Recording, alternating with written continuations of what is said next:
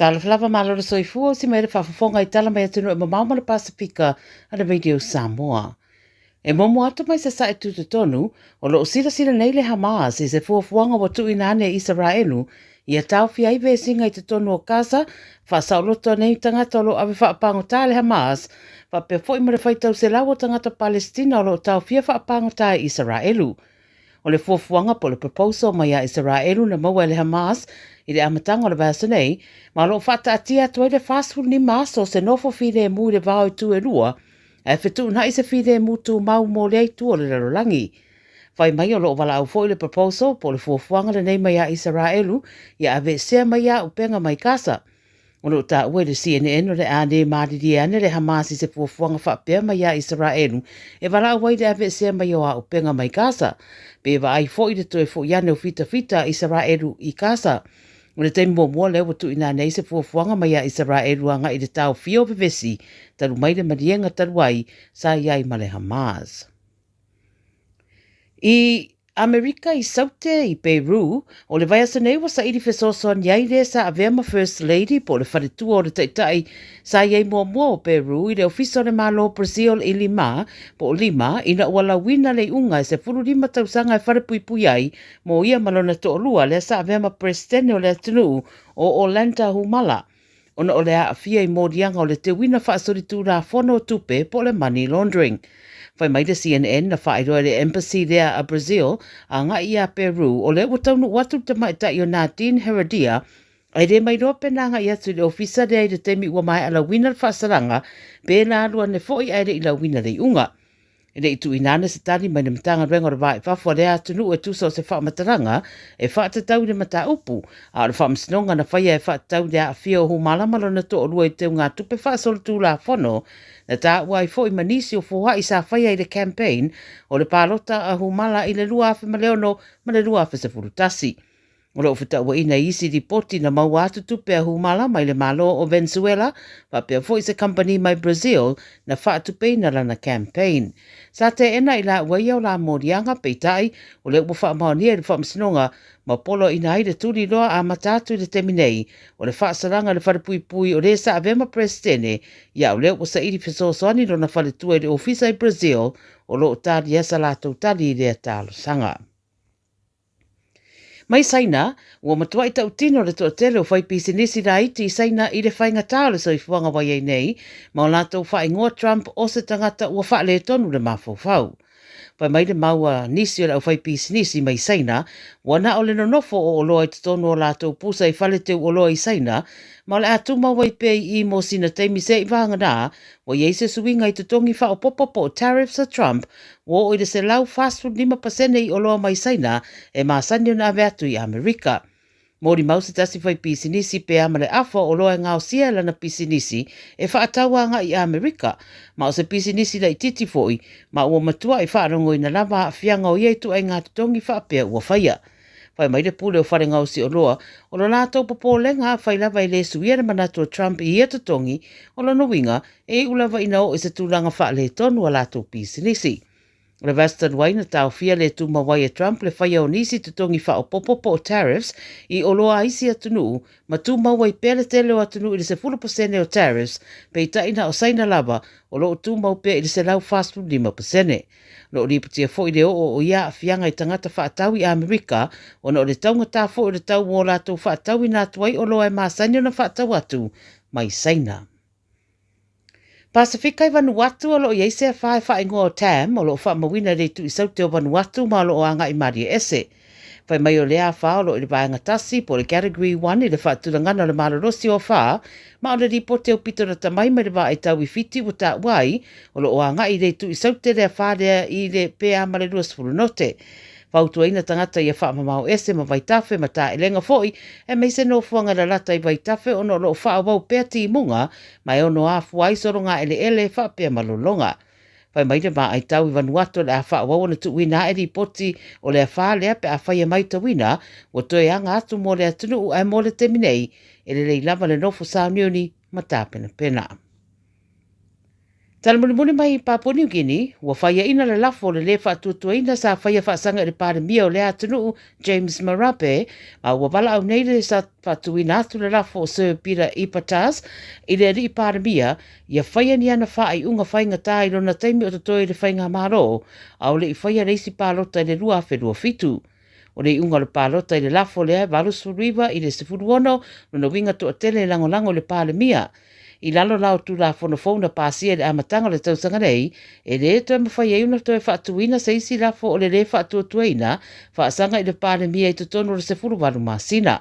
Sa whaelo fo e Marape, i se teimi utuana i a whai a malo mai i le pālota o le lafo le nei, o le a ave loa lana whai ngā malo i le tu la fono, e te tau o na wha manino tu a oi, o le wha laveane o le wha masinonga, i mata upu wha pāle mene.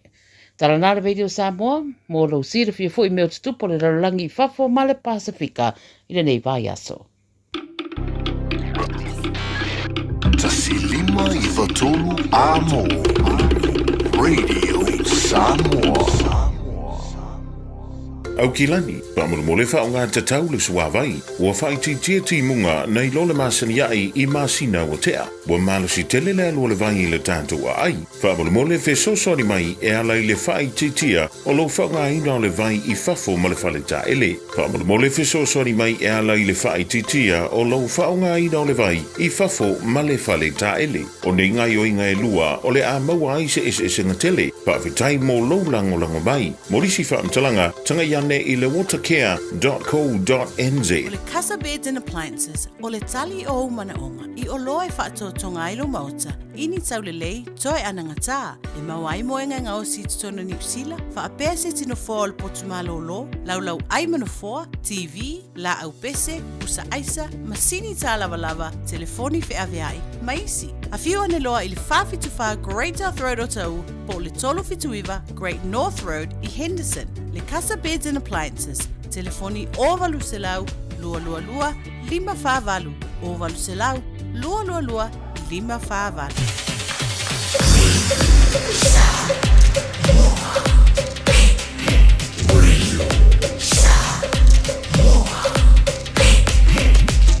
Tasi lima I watolu amo.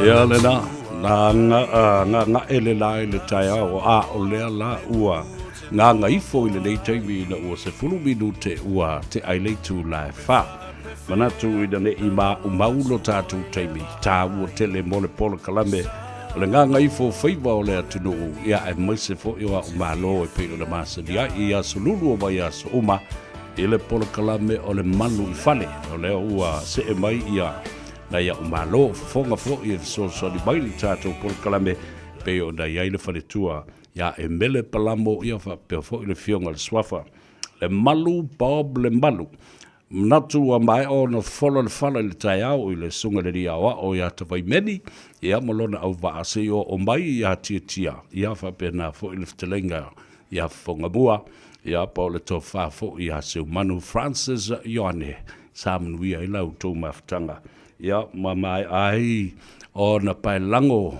ia o Samoa lona taftolu pa ia malu fa le malo pa ia fo malu fa le nganu ia ia matua le tu mawalunga se vi ingo le tua e moli e ana au na ia le pa ia mawalunga au na tofi le tua I fata foi taulanga e fia ia se isi teimi fata alofa ia te oe ta mamtina matua le tunu tua asina sina ia ai alo mai o le tātou Port-Kalambe lei atou sa vea le ulua I li I pesta ta male langi so alo Al Harrington la vele dei tātou mafuta foi mautou se ia pa ia I tu la o le fiafi ia o le tātou tau mawai ai lea ai bumua fatalofa bumua tu lavo ia tātou malo o le Port-Kalambe o le malu I fale molo si le fia sauni le lei mai lau peni ma lau pepa tusi ai numera ata mali I ma le faletua na ia mawhaifo I ona e tala noa sa o lava oe I ai ia mambau ai fo se mana mala maanga whaopopo i le talanoaga lenei i le whaatauina o se fale. O le sini au tū le nā o le malanga mai o le tuatelo i tātou ma whaopea i New Zealand nei na ua mai a ngā ruenga sa tau tuai o le whaaputu o le tupe a wā se fale mo le ainga e mapu iai i aso le rumanai. Ia, leu whaatasi mai le sunga ia Bob, ia po le sunga fo i le suafa le malu Bob, le malu whaatalo whatu ba lole soifua manuia, a lo fo i le langi matafi, ia, ba lole ngā lua le nei aso talo whalava mumua ia te oe. E fo manuia sa vea, peonga sa vea pa pea fo i le pa ia malu tatu atu nuu i le nei auli, pa aftai mo le abanoa, pa aftai fo i mo le greeting. Yes. Tai ia le mafuta mai fo i mo le teimi whaamnoi na wai ta. Ua te leo watu ua toi nimo atu e mele. Pe o le upu fo le fai le tama fo leo le teito o fitu sao lavo pesa amino e tutu a nimo. Ia la le uto e mafuta mai ia e mele. Whatalo fatu ia te o le whaletua. E mele palamo ba lole soifua manuia fo i.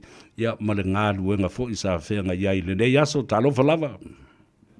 Ia, talo falau fionga savea ia pa malo fo i le na lue malo si le nei aso ia ma le nei vai aso o leo to i titi a tale e seta ia fa talo fatu fo i le mamalo le atunu o fa fonga mai te mama tina o au na faletua ia mesi fo i fa nau le nei vai tau o le o malo longa mai a onga. Ma lia lava ia o le taimi fo i le nei o le whaati ngā uru fo i le fale ia. Ai mai sea i la tau o nai tina. O le au no fale e whea ngai ma le tō tele o le tinifu po le whanau fo. Ia, ma la tau fo i wa ia nei o tātou mātua. Whapopo mai lo ma lisi wha ki ngā ulu o le tō tele leo mātua. Ia, ai, tonu lava fo i e lava papale. Ia ma whaatonu leita muiti o e whaini wha au ma wha ngālo la tau taimi. O le ua mālo mai ia onga. Ia moange ka alao i le meo le tele o le o tauta i au ta whawhale ma mauta malawa. Ia ai malo mo ngā ruenga le lei. O le a ta amata i le mata upule nei. A wai masani ona whasiri e tangata. Whaalongo fo i ai o whaaleo i so se teimi. O le ale me tau o le low equity premium. Ai e whaafifea ona tutongi lea vaenga. Or how is it charged? Pa te tele lava savea mo le sili pe lava o le aunanga fo ia mātou ia i le whaamalama le mamalu le tunu ia tūlanga ese. O le low equity premium is a one-off fee. So le tūlanga le charge le bank or any lender, most of the lenders, the awha pe o low deposit if ata winai lo mota is less than 20%. O le winga o lea whamatalanga a whape o le tau lau fale e miliona. O lau lua se 4% e te tauana iai e lua se la wafi. A whaapea la i lalo ifo le lua se la wafi lau deposit. A o le tau o le fale le mana umia e miliona. O lona winga o la i lalo le lua se 4% e lau deposit. So as soon as e la i titi follow deposit i lalo le lua se 4%, or the low equity premium law will be charged. So it's a one-off fee, which it range from 0.25 to 0.75 is the level banks, depending on that. So let's look at an average of maybe a 0.5%, a low equity premium. A whapeo le tato mo ke silela iai pe ono se lau lima spulu sa na whātaita inga. A whapeo le low equity premium la lea, it's at 0.5. O lona winga e tolu afe lua se lau lima spulu lea la tutongi e tato. La whapopo iai. So o le tutongi na fo i la, either it can be added to your mortgage, e mawhai ona whapopo i lau mo kesi, or you can pay it off as a one-off fee. If you can pay it off as a one-off fee, it means interest, you won't be charged interest on this amount. Oh, right. You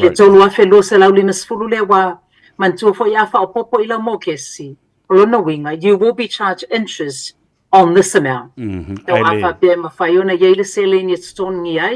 That's less interest for you over the term of your loan.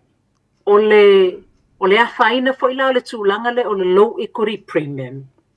The ones who charge, ia ele mwhaionga koe refund mai.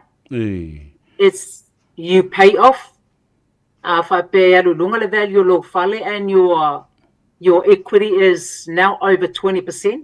Ia ele toi maua mailo premium le o mana songi ua, it's gone. It's but gone out of your hand. Would that affect the minimum payment o le mortgage? Ia, wa fo ia whapela la eri lunga o le tato mo kesi. Ia o le alu fo i lunga le tato repayment a little bit more. Wa le la, instead of our mortgage le sa se whata se inga pesa valu se la wafi. Fa popolola ia i me tolu afe lua se lau lima sfulu le, ia o le la valu se lau ma le tolu afe lua se lau lima sfulu o le work outside tato repayment. So yes, o le a whaina o le alu i lunga lau repayment. And obviously, you'll be charged interest over the term of your loan on this amount. Would it change after you pay that 3,500, or would it change? Would it come down for the payment or the repayment of the loan?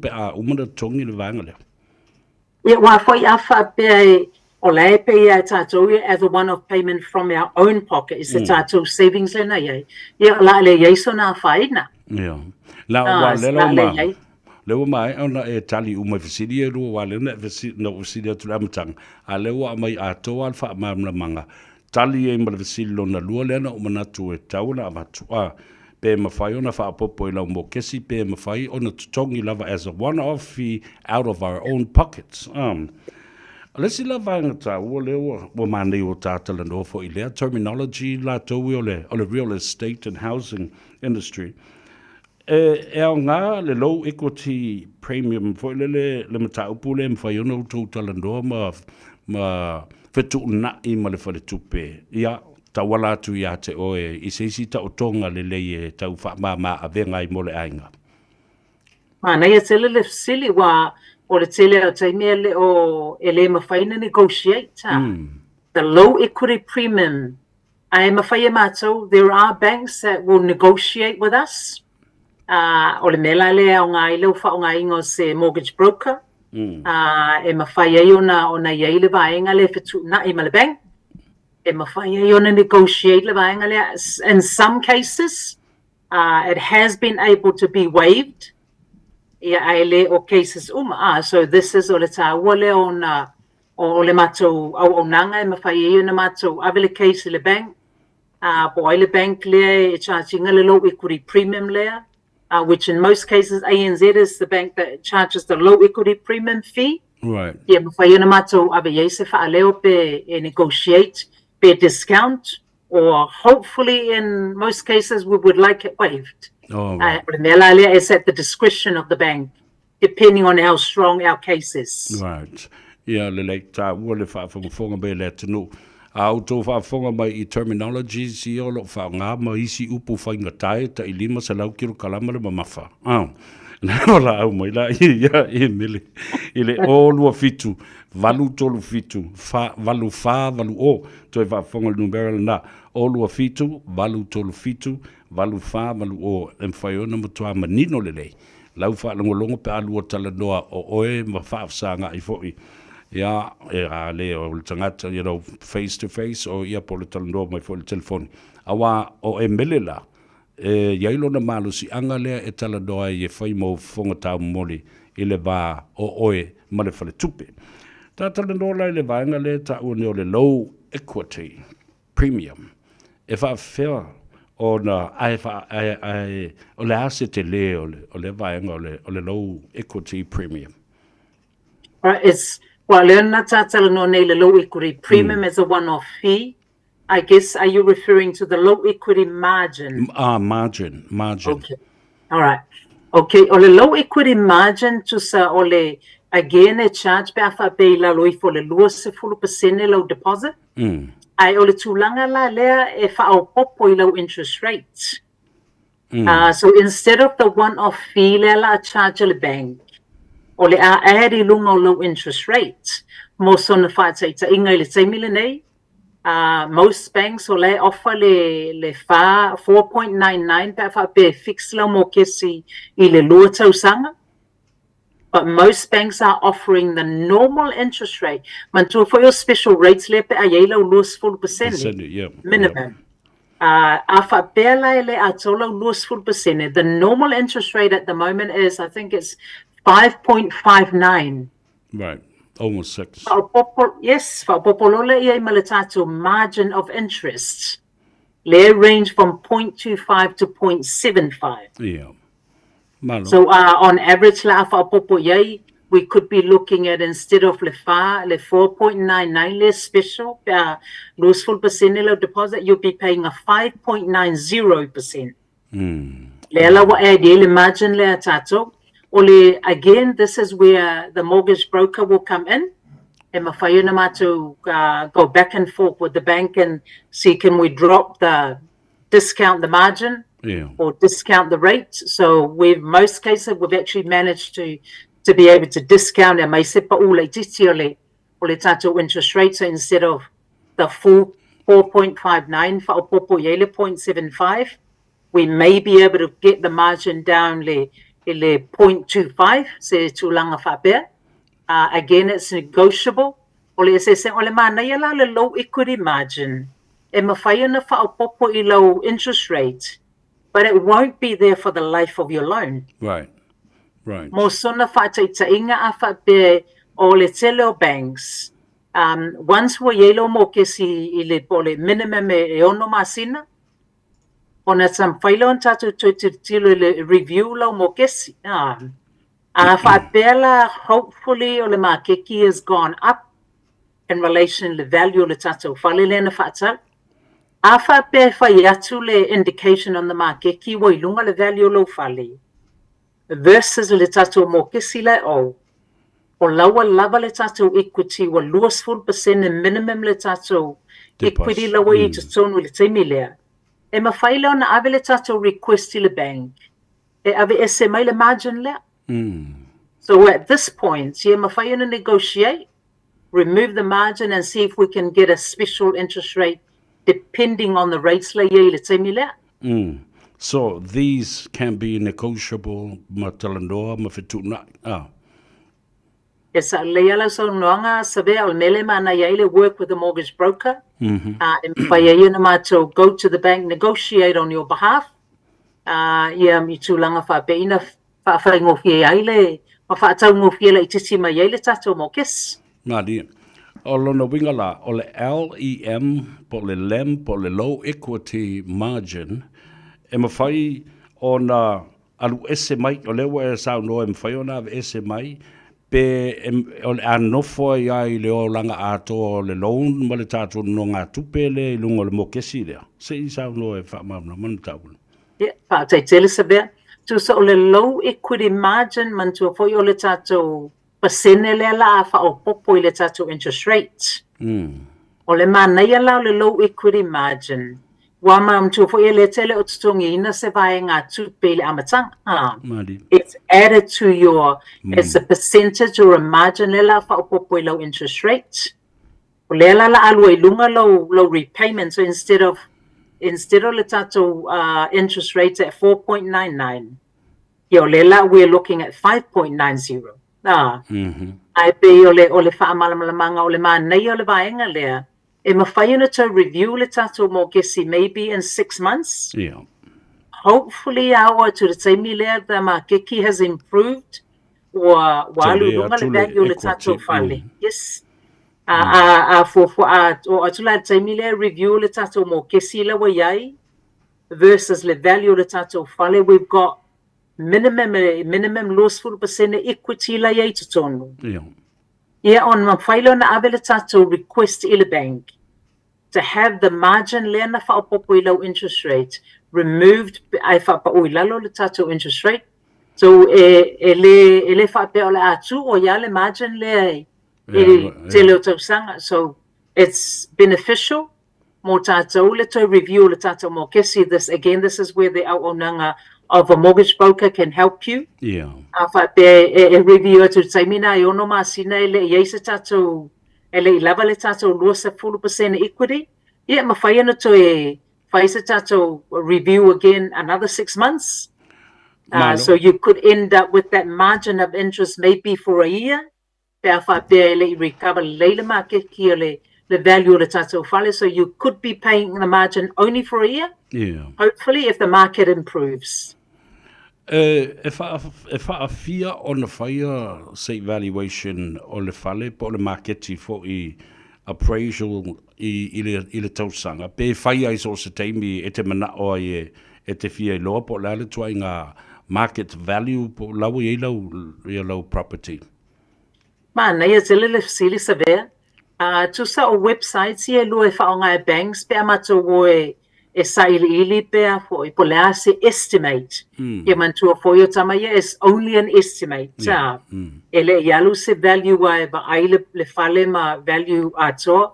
It's an estimate o le mela e whaonga vaenga is based on other similar properties. Wata mantua e palamalama le fionga ia Bob and he can elaborate a little bit on that. They'll be based on similar properties around the area. Se estimate value. So this we've noticed it's probably every 2 weeks it changes. Yeah. At the moment.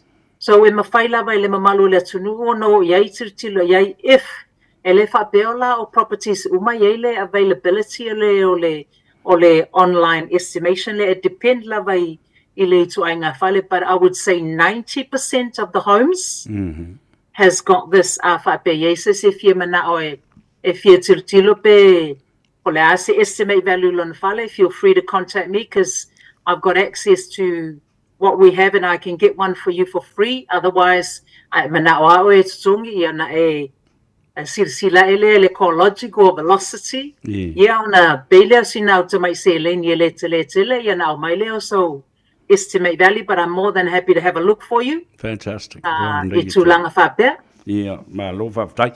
Ia o tō whawhonga baila. O lo o avanoa ia le whalitu ia emele. E mwhai ai o na tilo, ma watu ia te oe ia se tau o iai ia po le value fo o le tau whale. I le teimile nei, o le wala au telefoni ia emele o lua fitu, valu tolu fitu, valu wha, valu o. O lua fitu, valu tolu fitu, valu wha, valu o. Langa le el fasili leo o ta oto mai lunga o le tāpol kalame. O lo whape mai, o atei mi e mawai awa no whape nei e mawaini tu ai ngā deals fo lea. O se whale, o lo iai se ona e mana o a lease to own, po le rent to own. How do these circumstances come around and, you know, I lea teimi ma lea teimi? Ia whaftaisa vea mo le fasili masalo o le fionga ia Bob e mawhaiona ona le tūlanga na because they deal with rent to buy. And I do also know because I've got the contact with Benina Trust. Right. They can also have a look at rent to buy agreements. So whapeo yeisesi o fiesisi le tūlanga. They can contact me and I can give you the contact with Benina Trust. Mawhaiona tiro rent to buy agreements or not o lau nanga is to deal solely with properties for ile mana na oe whatau motu in relation to finance, and I believe Bob Malelato Vaenga may be able, I'm not 100% sure, with rent to buy. Malo whaftai lela o tau o tele mele o tau o nei ai. Olona wingala, is it worth pe whatalitali te isi se i ato o le lei lau lua se 4% o le tau ato le fale ona tato wolo la ia le whaatino na ia tau fio mai ei I tato ma vese mai le whaafi tau ni fole le low equity premium ia po le low equity la le vaenga le na low equity premium ma le margin and low equity margin. So is it worth waiting around to you know get your 20% for deposit? Mana ia tele le sile savea ono le tele taimi o e sile mamalu le tope e se sile ia ko se esa ka kupe se atola ta lose full percent. Yeah, on I've done some figures it's au fa mala like titi wa se fa ta inga fa pe le tato mo ke sile titilo ye pe ono se lau lima sfulu. A fa bela o le tato lose full percent is at 4.99. O le tato repayment per week pe afa pe tolu sfulu tausanga e valu se lau ma le tolu. Whapela, we are going to be at the low equity margin. O le tātou interest rate again, o le amount lava le onu se lau 5.0. O le tātou interest rate le la pei 5.9, 5.9%. Tolu tausanga, tolu sfuru tausanga. O le tātou repayment we're looking at is e valu se lau 5.0 I le vaiaso. I silsile lai le se senga lea, you're only looking at a difference of e valu sfuru fitu tā la I le vaiaso. So sila iai mo le tausanga atoa, we're only looking at e wha fe 5 se lau 2 wha le se senga o le special pe awha pe leila 2%, ma le margin pe awha pe o leile tātou, we've got less than 20%. Malo. So sila iai, you're only paying an extra $4,524 a year. Popola iai ma le interest o le tului o le vaenga lea. You're only looking at an extra maybe $270. So over a year, o le amount extra le la tatongi tato with a less than 20% deposit is about, say, 4,900. Say the worst is, worst is 5,000. Yeah. Sila la ia whape o le tau mo whai tātou e toi sefe le si whaateta inga 5 afe I le tausanga atoa lea. E wha atoa I le tātou 2%. Is it achievable? Most of us will probably won't be able to save le 5 afe or 100,000 I le tausanga lea. E wha atoa I le tātou 2%. So my recommendation or my suggestion is e mana ia le whatalanoa. A whape o fia malamalama, vili mai, I'm more than happy to look at the figures for you.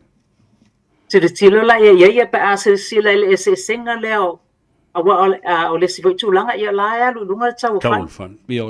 I'm sure by then the cost of the house might be more than 5,000 extra. Yeah, e tāwela melena tātalanoa ai. You know, within that 3 to 6 months period, and for you to tilo lai le equity po le value lo ye le fale. On a toy review a to la ia le maftu na I mal fale tupe ina ia toy fa pa u wai la le vaenga le. Ma lo fa tai o le numera ale fale tu ia embele le all wa fitu valu tolu fitu valu fa valu o. O tele lope na yeni sina vala watu e to tolu ila to sa mala o mai lau numero el fai ungo lava yaso. Ya ma o tango fia lava ma ave ia. Io a wata ua lau fa mam la mai na lau pito la au e manino ai ma malama ia le tato o tunu ma faingo fia ai fa te tele lava ia te ol faltua ya mo lo taimi ta ua lo fa fonga ma manino le leile atunu I tātou tano ngai maise lava I mata upu tau maota malawa po o fale le alai ona mafua le tātou porokalame o le malu I fale ia upu mulimuli mai I lau fionga le fatua Ia whapteitele lava save lau o nanga foi whapea foi le Radio Samoa every day and every week I le nei porokalame mo le o mawaise avanoa e soani ma wha malamalama ma tā upu ese ai pei lava o le o nanga ia ai lava se me fia fisili ai ia vili mai pa malamalama atili ia panuia lava malolonga le seta ia o te masalo le ao o matatu le lotu e wha manatu le seta I le nei e seta ma whaftai I le li o lo maua pe o tolu so I fua maloloina ia manuia tele le weekend whaftai tele lava lau a fionga savea Ia, whapena fo I lau fionga le faltua, le fonga fo I o le tāpor kalambe, ma le au unanga malu I fale, e mele palambo, ma la au le telefoni, talanoa I a te ia le olu a fitu, valu tolu fitu, valu fa, valu o. Maduia malo longa le neia fiafi, na ua ngā ngae, ia mga ngai fo I Faiva o le atunu, a mise lau fionga le faltua, tā wheloa I lewa as fau, whaamuri atu le atua, whaasoi ia ma ia manuia. Whaasoi Ia le nā Samoa, mai atu ia le whaletua ia mele lea ua se e mai leisi fonga le tātou porokalame le fionga le swafa le malu, baob le malu, tangata tonu la le nei polo te mali I lea o la alua whaafsanga I o lea, we mana o mo I lava I whaatausa whale, o e mele o le tangata I te sulu iai, pe maua mai ile fiso soani fiso ta inga mo whale tupe, e whaatupe a ilo whaamoe moe. Whatalofa le malu malo le soifomduia le ufiunga le suafa. Whaptai savea, ioe whaptai maalia tele, le whaalongo atu ma whaaponga atu i lua talaanga ma le paltua, ioe e tā ua tele ma tā upu mai tele fo i au mea onga o lo maua mai paltua. Ia, alo whaptai tā ua tele. Le lawa umana talandoa nei ma le whaletua e tusa ma le sa ili o le tupe. Whai iai ia le meo le pre-approval ia whapena fo ia le tūlanga o le sailinga o le tiposi o le whalemba ma tūlanga whapena. Ai, o le ala, wo o mana o lola ia la whatau le whale. Lewa iei le pre-approval, le tupe o whatanga mai le whale tupe. E mwhai o le whai ia la o filifilinga. O le hale le process, o le hale whaatulangana, fo lele pa o wala o atula e wo mana o whatau se whale. Le hale amatanga o le tā wheilua, inga ma le whenga ina ia whetau i le lei, le whale leu te mana oai. Ia ma le paketi o le tupe leu a pre-approve. Le ala u whautuanga la ave le tangata leo. Taisa vea, e peo le mea e siling taingata o le mawaina le finance po le approval. A o mai lo le tūlea wa mautu. Ona masani o tele o tangata e bili mai ia te auma e pia mana o mia sosoani, pia malama le tūla lea. Ia ulava ia e tu se fa ia tapula po stepe e alua nga iai pe a o le tulanga o mana utanga te ba taula na fale o le memo mua o le sailinga o le fale ia maua le fale wa me tau le foi o fai asi na fai ngata o le tu lea ona e ta tau na alu tanga te e asi ma va ai fale i mela yo open home ma ilo tangata po se fale lele mo lato lona lua maua lo fale wo o teimi le fai le offer ia o le fai ngala le offer o le fai ngai o le tangata o le paia ia male agents le agent leta o le listing agent tangata la le fa ta watu fale mo le owner ia o le fai ngai ngala o po so ta ingala o tau ma fai e fai se fai ngai ngamale ina ia fai se offer ia mo se fai ngai ngamale owner Nono o fa tu fa atasi o le offer. La veili tu le how much will we make an offer for? What is the price we'll make our offer? Lona lua. O le ale paseno le deposit. Leo le offer atu le offer lea.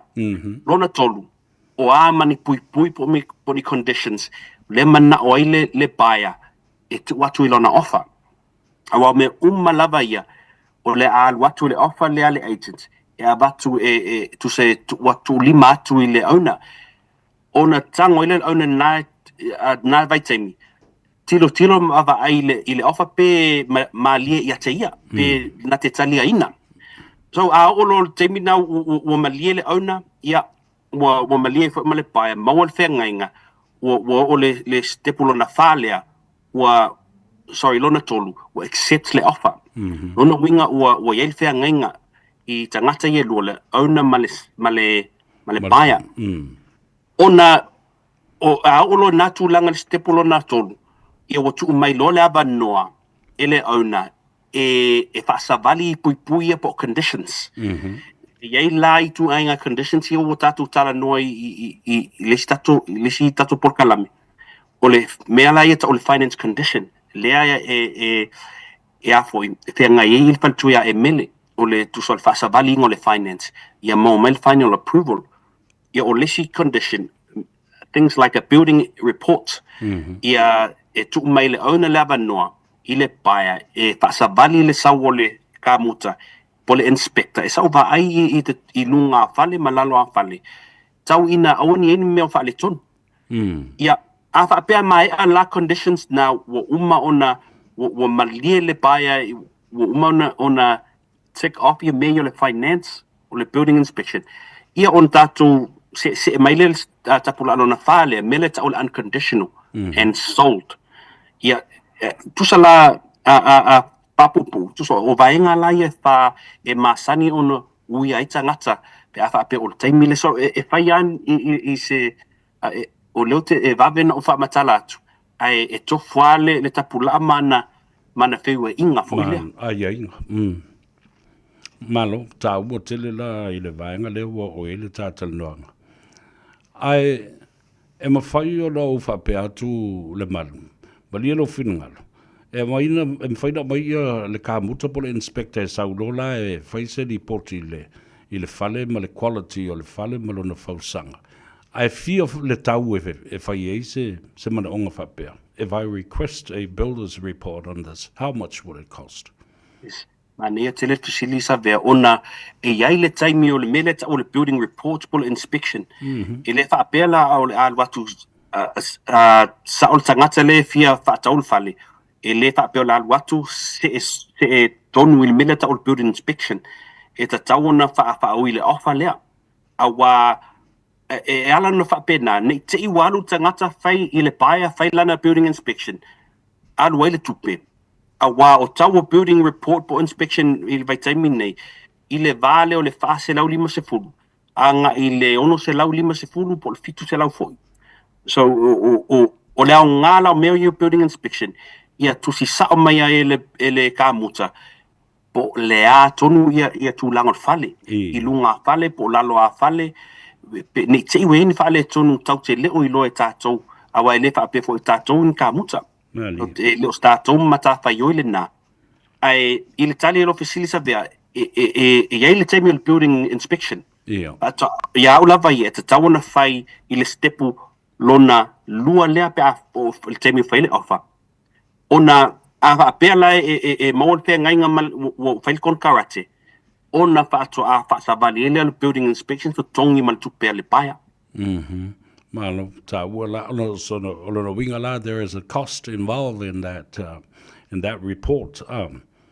Yes. Yes. Malo. Ala le ta wo le fa nga ino la o ranga le malu. Nai lo walu wa ula to wi ma o tilo le fale mo walu le fale tupe ma tau ma fai ia feutanga inga nei ma walu ata ita ia fai au no ma lau so ni mai. E se me ta ua ai tele le vaenga leo.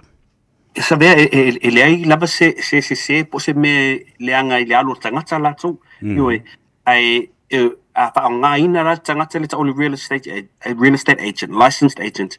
Ia e iai e pui ia mo le pae le alo watu.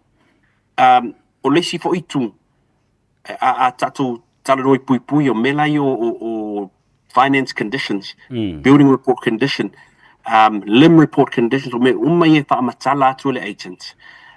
Ia awana i wha le tonu.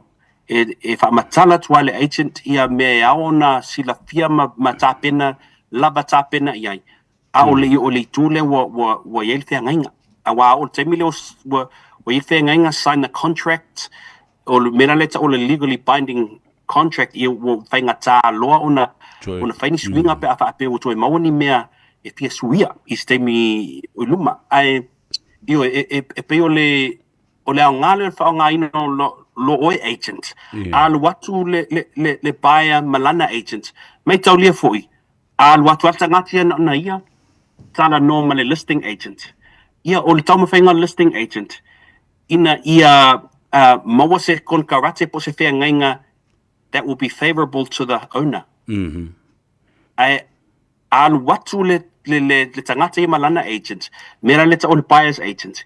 Ia o lono winga, o lai tau mawhai le tangata le buyer's agent, ia le leiba manuia o le benefit le tangata le fia whatau mai le whale. Ioi, ma lesi fo i me tā ua sa bea, e le ai la se tutongi ina o le buyer's agent, le alu watu ma le buyer la tong. Ioi, ona e ala na whapena, ona e iei whea ngai ngā ma ofisa i e whai.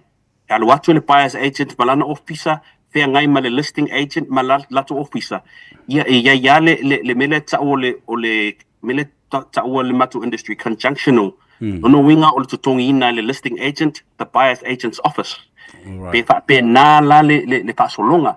Ai, i to tele o malama anga ma me fo ia e tau lei loe the average person. Yeah, absolutely. E peo o le insight ia maua mai le agent.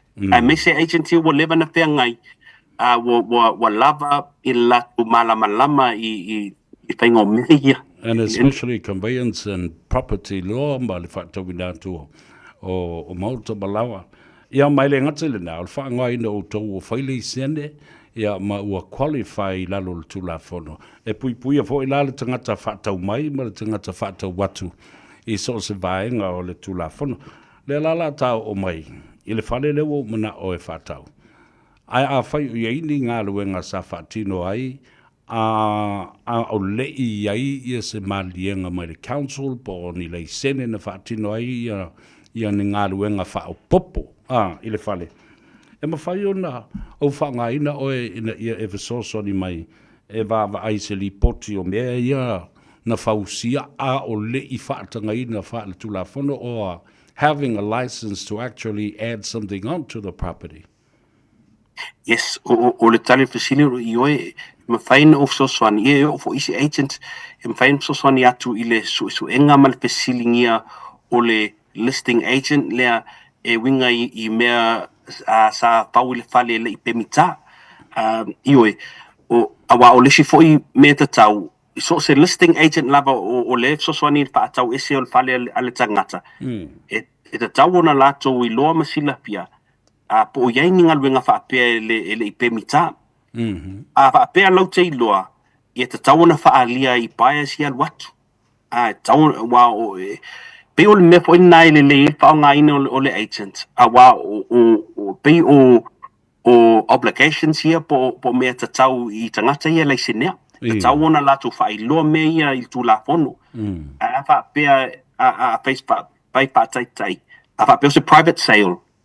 Ia, e le ai la ni obligation pa pena a le sala le private sale pa ilo atu ua i tangata i o mai patau na lo haftai so o le private sale nai le va wa u ma le tangata o na i le fale na pauale na e le ai la nisi tu unga ma nisi ai inga e pui ai le tulafona o ma le pe ya le menga nga pule ya o la ko wa o le ise pui ngā le tulafono.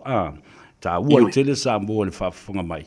O alo matama whanau nei le tunu ua iai le poto masani ma le sila fia ma ua leise neina.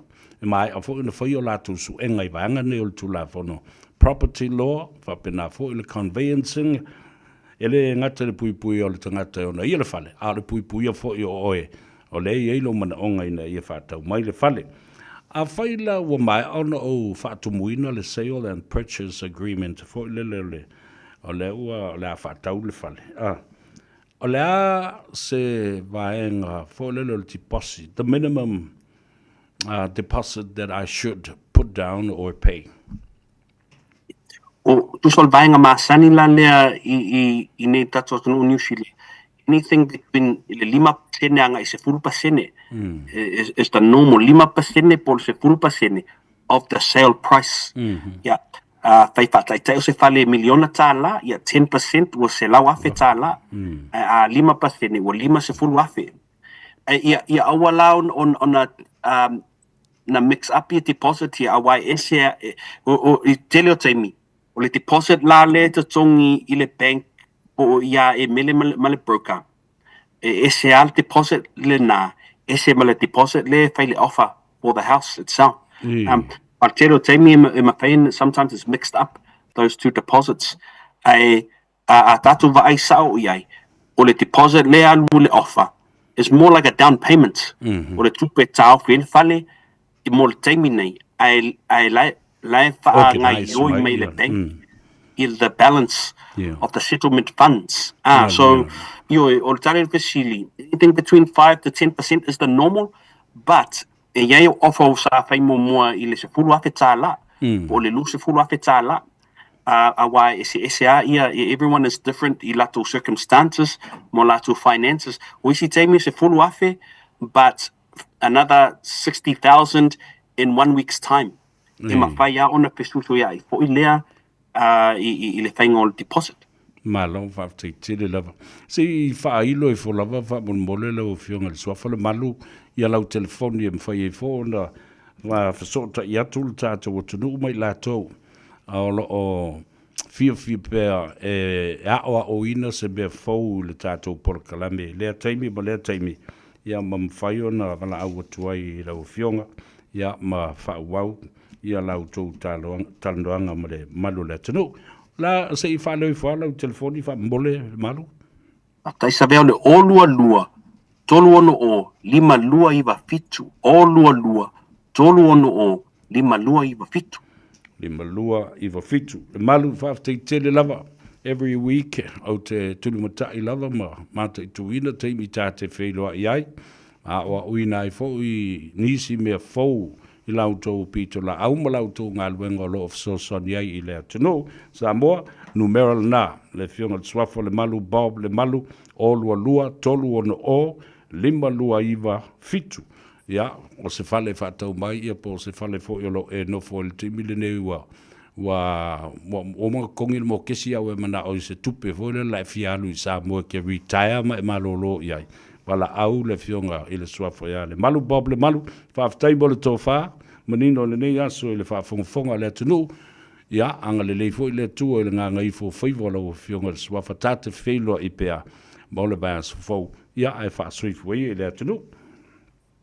Tai sa vea iwe mo le atu foi fa tele I lau fionga sa vea mo lau au nanga mo watu nu iwe mo le atu foi alo faanga fa pe foi tatu watu nu I malu mo pa ilo tatu watu nu pe foi nai tamam matina matutua lo fa ponga mai matapua I mai I manu ya tele le anga I I nanga mo le seta iwe mai se foi I le manatu le maliuma tu li faula ioi o le talo I mau pele le soifua a manuia te oi a pionga ia pa pe foi malu ma uia Aftai tere lau fionga le swafa ta te whelo ai pea manuia fo I le seta manatua ai le maliuma le toitu man balol tato li faula Yesu Keriso ma le taulanga na osi mo oe ma uma I tato uma ai fa soifua ia mo le temdeng ia manuia le nei e fiafi to fase fo ia le nasa mo o le talandoanga mo le fionga le swafa le malu Bob le malu ia ma le telefoni o le o lua tolu ono o 5 lua iwa fitu ne elo ulangona ma le nganga whaafitai I nei tama whanau o le atunu ona o le lato fo I tamu whainga o lato wanga vaa o lo vasosoani ai ia I tātou ia mamana onga ai maisea o le fia mau o se fale ia alo mai o le pese le babai ai foi ma tātou atuai I le malolonga ia foi mai ia wau le unanga ma le tautua le Oski Band I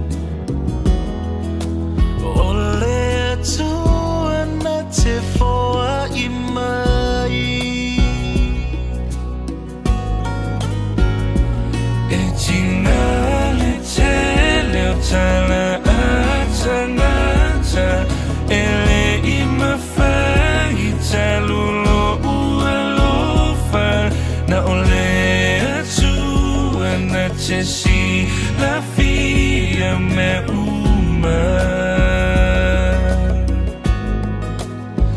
ai aluia o e toe a soleana o se uma lole tau tai o levasa a tonu lava e toe ai sei si faina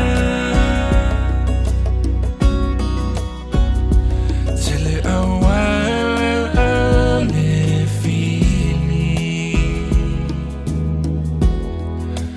fa amalepe tiai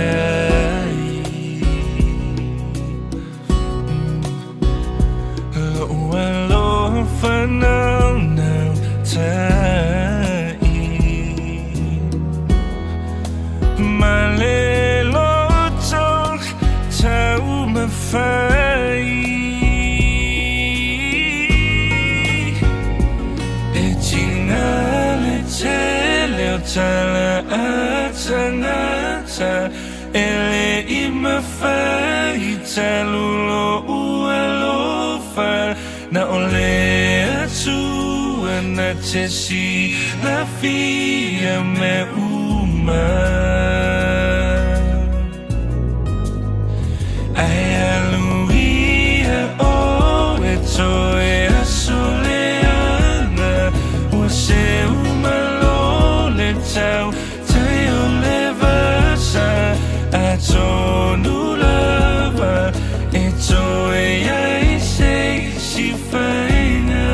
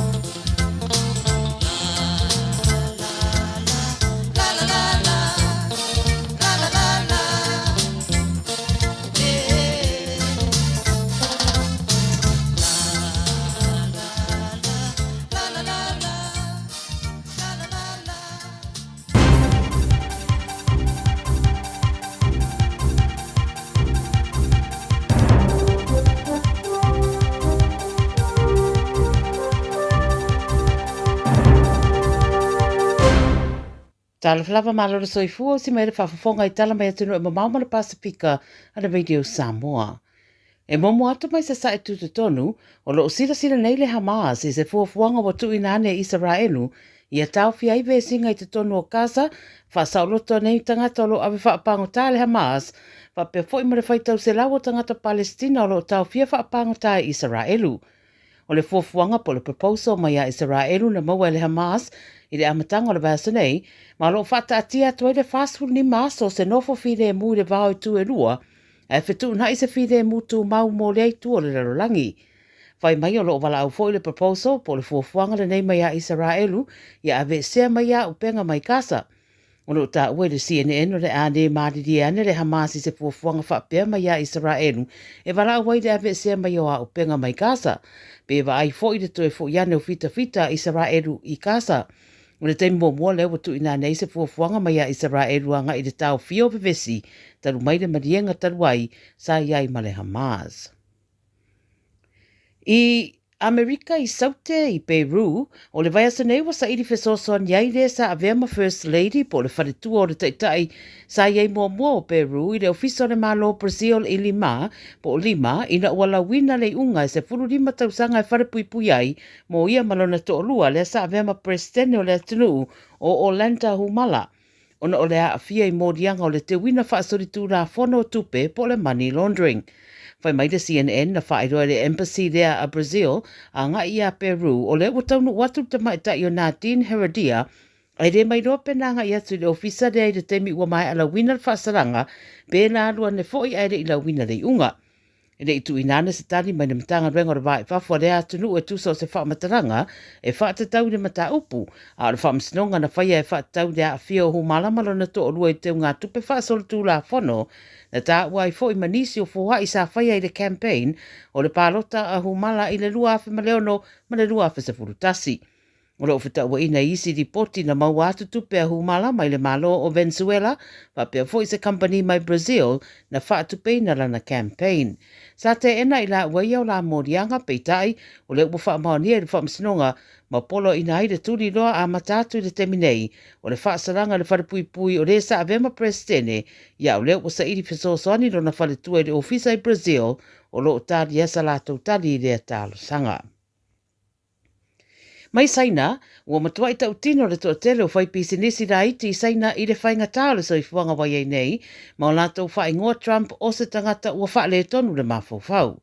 Pai mai le maua nisi o le au whai pisinisi mai saina, wana o le nonofo o loa I tonu o lātou pusa I whale teu o loa I saina, ma le atu mawai pei I mo sina teimi se I vanga nā, wa yeise suinga I tutongi wha o popopo o tariffs a Trump, wo o I le se lau fast food 5% I o loa mai saina e maasanio na aveatu I Amerika. Mori mausi tasi whai pisinisi pe ama le afa o loa ngao sia lana pisinisi e whaatawanga I Amerika, ma o se pisinisi la I titi foi, ma ua matua I whaarongo I na lava fianga o iei tu ai ngā tutongi whaapea ua whaia. Whai mai le pule o whare ngau si o loa, o lo nātou papo lenga whai lava I le suia manatu o Trump I ia tutongi, o lo winga e ulava I nao I se tūlanga wha le tonu a lātou pisinisi. Le Western Wayne tau fia le tu mawai e Trump le whaia o nisi tutongi wha o popopo o tariffs I o loa aisi atunu, ma tu mawai pere tele o atunu I le se 10% o tariffs, pe I taina o saina lava o lo tu mau pe I le se lau fast food 5%. Lo ripatia fo I le o ia a fianga I tangata whaatau I Amerika, o no le taunga tā fo I le tau o lātou whaatau I nā tuai o loa e māsanyo na whaatau atu, mai saina.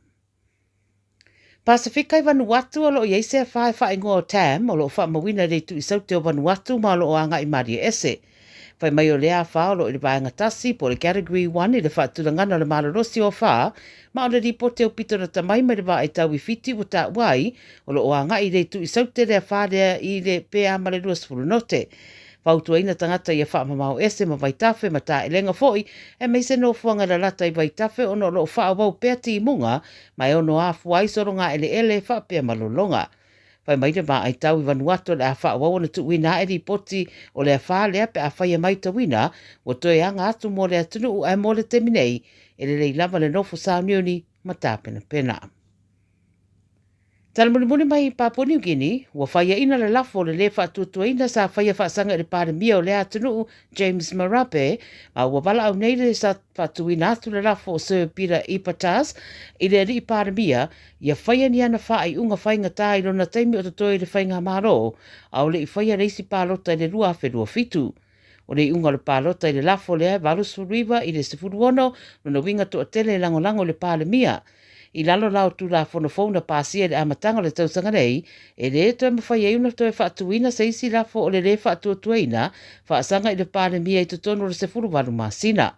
Sa whaelo fo e Marape, i se teimi utuana i a whai a malo mai i le pālota o le lafo le nei, o le a ave loa lana whai ngā malo i le tu la fono, e te tau o na wha manino tu a oi, o le wha laveane o le wha masinonga, i mata upu wha pāle mene. Tara nara Radio Samoa, mō lau sira fia fo i meo tutupo le rarangi i whafo ma le Pasifika i le nei vai aso.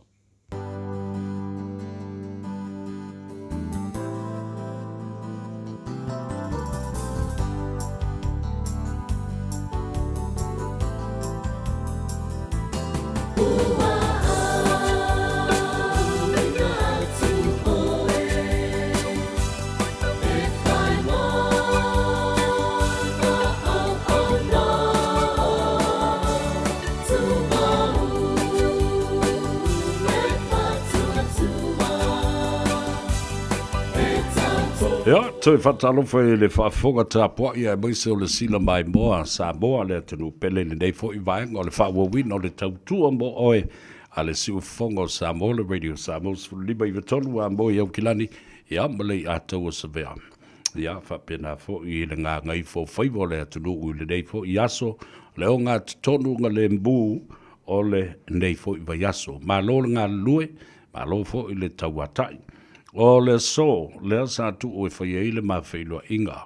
Ia, ma le talanoanga fo i ma le fionga le teitai fono o le whaalaputonga o whaaputu ngā tupe o le nupi wha i Samoa. Le sunga le pali tele panoa ta vita moala, peite iane, ia, leo ua toi whanoi mai. Ina ia tu watu i le aso hatai ao. Ia, tulu matai pēr ma mata i tuina havanoa le lei. Ia le mawhai e i o na wha malama ma wha manino i lo tātou o tunu. Ia le tele o le ngau ngau sā, o lo o whea i lunga o le upenga ta wha ilangi, ma wha asala launga, wa a fia ai le matanga ruenga o le nupi wha. Po le Samoa National Provident Fund.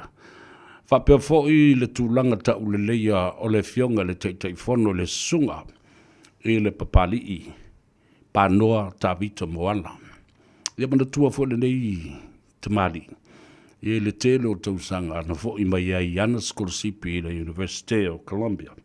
Ia maisi University e pei o University Kanata.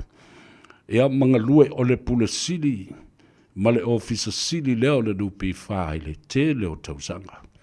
Se i o ina ua mai al paloto le lua whelua sfulma le tasi. Ma toi tofia iei le whainga malo. Ale whaatua i le atua Samoa ua tasi. Le avea ma teitei fono o le komiti whaafoe. O lea ma tā ngā ruenga ma le whaalaputonga tā ua tele ale malo Samoa. Awa o i e whaamau popo i ai. Ia se leni o sao whanga a tangata tongi la fonga. Ia, ma whapenau na whaangai o iai. In investments, ma projects, poloketi o ngā ruenga, ia tupe ala u whaisa whanga. Ina ia mwhaiuna toi whanau mai se polofiti, ma se tupe whasili. Mō le lumana, e whai iai ia tufa tufanga, o e dividends. Ioi, ese le tā ua tele o le vaenga. Mai, o le matanga ruenga fō le nei, ma le whaalapu patonga. E tele o la tautu la fono ma whainga whamai. E ai tu la fono ma whainga whaavai sa iai. Wale o toi iai. Iai fo i la le toi se e ma pale mai i le sunga le pali tele. Ia ma toi whaawawai le iai o nisi teu unga fau. Ia ma le wha malo sia pea o la tau whainga whaavai. Ta ua le nā. O le mou o se avanoa. Le anga. O le ua tau whaafonga iai. Mai le o toi po se lilo i le whaafonga le atunu umalo tau sila fia. Le angina pe le ea. Ma upenga ta whailangi. Le tau wha leanga.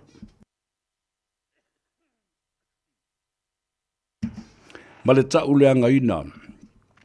O le fionga i le te whono. Le sunga le pari tele.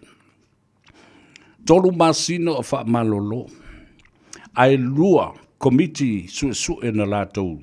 Whaia le su enga e winga i tu wa inga se ma le mātou ia whasanga le te whono. Ioi, whai tio mai o tangata whai ngā ruenga. Ia whapena fo i le tau ai maa atu o tangata i whafo mai o le nupi wha. E o lava i tonu o le pāle mene. Masui o le pāle mene i le i tūa ngai. Le sunga ia tu le epa whapena fo i le sunga ia limonsi, le ala. Ioi, e le se mea tau nātia le mata upu le nā. E le tau solo mua i tangata nei. A o lea na sao noa lava. Ia le fionga le te whono. Uma komiti su e lua. Sau le whai unga. Le wha malolonga le tu mau. Toi reinstate. Toi wha fo i mai le fionga le te whono. E mama. E le aise solitu la whono. Le aise anga sala. Sa sa vali le tu la whono. E wha tino ai mea uma. E ui e ala atu ile nononga atu pe ilea whala papatonga po lea company ma lea bisinisi ma tangata whai sao whanga atoa. Reo, o le bea le na. A o lea lava, e le uma le tau ai maa. Whatasi ai la ma se mata upu e sili o na tā ua tele i whea ngainga e o sia e le nupi wha. Ma le au whai ngā ruenga. Ma whala papatonga ma company o e kalesia, o i lava le i tūtino lātou te nono mai se tupe mai o e nupi wha. E tau fio ai, ma pui ai, le saunga le mbu o wha amtalanga patino, i whea ngainga ua o sia i le wao le nupi wha mai lātou nei. Aia, tau solo mua mai tono o sui o le mautafono ma le paramene. Lo lātou wha i loa. Ioe. Ia, ona ngā i lola ia leo o istangata iei o lātou sootanga a ngā i le nupi wha. Walo lomi ma whaasala lau i lunga o lātou polokalame. Ni whaamatalanga patino lava i. The privacy of agreements and legal documents between Samoa National Provident Fund and other organizations that have loaned approved from the National Provident Fund of Samoa. And these documents are confidential and are private information pertaining to these two parties, Samoa National Provident Fund as well as the organization or the second party. O tō wawa aila i matau tio o winga leanga o tangata. A o mai au na wha maria ina waenga whainga wha vai lalo le tūla whono. E o lava i tai. Iwa, watangi ai le lātou soli o le tūla whono, ma wha lau i loa ia wha matalanga, e le ta tau o na whaia. Ma wha ai loa, whalaua i tele whapea. Tuli matai le aso an tai au. Ia whatasi fo i male whesiringi o le fionga le te whono i le mata upo le Samoa. Insurance or medical insurance. Awa o i lātou. Le nupi wha leo wa amata mea ua mai o le pasi o le tula whono. Ia. Paule mea leo la ata otone iai. O le whaatino ina o le tula whono. The piece of legislation has already been passed by Parliament in the last parliamentary sitting. Now, it is time to implement ma o le tāua fo i o le mea lea. Ina e mawhai o na toi sila i ai. Ia lea tunu u le whaatino ina o lea vaenga o le insure. Awa ole e tala ua tātou tangata. Ia tunu mamao ma intia. E whai ei ta o tonga. A o tātou i le Pasifika. O tātou tua oi. Male atunu ua fiti o lo o matua i mata utia. Ta o tonga. Ma le pui puinga o le saunga le mbu. O lo o iai i ona fale mai tū ma oti. I se tau taungo fie. Whapena fo i se tau e mawhai o na ngā whatia le tātou malo. Ai le o mamau le ta i le vaalele e alu le vai aso o aluanga intia. I le taunga tā ai toi to tongi fo i e tātou. Ia le pasese o le tangata o le tātou wa inga le alu e ave le mai. O ana mea ai, o le fale man mea nofu ai. I le sila i le mamau le mea o la o anga i ai. Lea lava o lo whai o le Napolo Kalame. Au lea o lo ofo ina mai. E le Pacific Specialist Healthcare Private Hospital.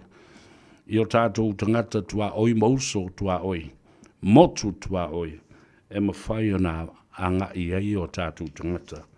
O lea e lata mai. E aso te au, tuli matai le mai moa ma le whaafonga maua le atunu. I se whailo inga ma le sunga le pali. Tele vea fo le dei avadonga. Ia e whatalofa tua le sunga le pali. Tele vai atu le fala. O le fala lafo le ainga sa mali e toa iluma. Ta whiloa i le aso tai au. Ma wha moe ia moa alo soifua lau lei ma le manos. Ina ia mawhai ei o na manino. I le whaafonga ma le tāpua inga le atunuu. Ma tā upu umo le a tā whasoa iai. Fofola ai le fala. Ia ma whapena fōi. O na wawa ai i winga leanga o tangata. Lea o lo lātou whia nei. O le tau wha leanga. Ia ma whapena fōi o na liki atua i tua. Whaamatalanga e te tau o na pui pui malu. The privacy of other people. The confidentiality of the information. Ioi, tau leanga i nai la i le mos whati te inga. Le fionga i le teita i au au le kalesia so fitu tuto tasi. I Samoa male lalolangi atoa. Lau ai foi e sui faipula e maise le to ino tu le epa. Le pi o ma le pepelo o lea teita i matua mao ngā i ona tangata o le kalesia. Whapena fōi i a Samoa. O upu so ona la lafoia. O e atu whaafonga mai a le atunu. A mata mai i ngutu o tangata nei. A o sui whaipule o sui o le Mount Fono ma le Palemene o Samoa. E lea i lunga o le ea. Maalu atu i tulu unga umo le lalulanga. E whaafofonga i eitu pulanga matangata. O i e whaala tau ai, langona, whete e nai. Ma oso ai ma le fia o tangata le kalesia, ma tangata tāpua, i o lava i tangata i le tāpua i le kalesia Samoa so fitu tūto tas. O le ale tua o pata tua o mea nei, e wha oso ino,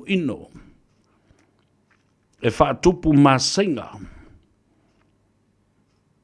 e wha tupu vevesi, ai maise. Ana whapea o whaisesi a tangata any other local ordinary person. Au ai le whai e. E whai i le toi ina matua o le tala le lei. O lo o ave i le whaatua tuanga ale toa tele o le e kalesia e muli ta i ai i ana fo i awa onga whawai. O le tamā matua o le tuspa ia ma ngā ruenga le tua. Nā lāle mea le utou sisila nei ai. Nā ngai tele tangata e lātou te tusi ma i meli mai. La ngona o tangata lotu o le kalesia sfitu totas. Li liu masuia o lātou nang. A whai la. E lua se furu mon tupu wafi. Tangata o le kalesia. Ua li liu ma lātou ino i upu o ale to ina lea, o tule epa malana vaenga, i le lātou whesiringia, ma le lātou whaiti o ina, o le no ngā tupe, whatasi ai ma le lua se lau wafe tā la ua wha mea lo whātu, i lima o le lauri o le mali atoa, ma lana vaenga to lua se furu, ai le o se pāti wha au whai atoa ma le whainga malo, le ale whi au. Le ale whi au. What fasili nei tu nei mai? What's your problem? Ada tau no le whai au. Ia po le perfetta fo le ekalesio. Le teita iawa. O musu musunga ale a nganga pa ia. Na lima teita i nai o ia. O le sunga la uli o le mali atoa, o le tangata o le atua, o le tangata ua tā pena i le atua. Ai ua musu ia o ia. E mana o mia, e la auli, ma le lato baenga. Le to o lua se fulu, se fe soa soani. Le na. Ala la le na o le avea i a fia bie, ma le malo, ma lana kapineta. Ave i le mea na musu o tuaile a ngang pa ia i a te ia. Le na. Ia aewa, aea. Ai kala pasi solo ai mea le pako. Ma wha li di i ai. A tangi ai le roto leanga, ma le tau wha leanga.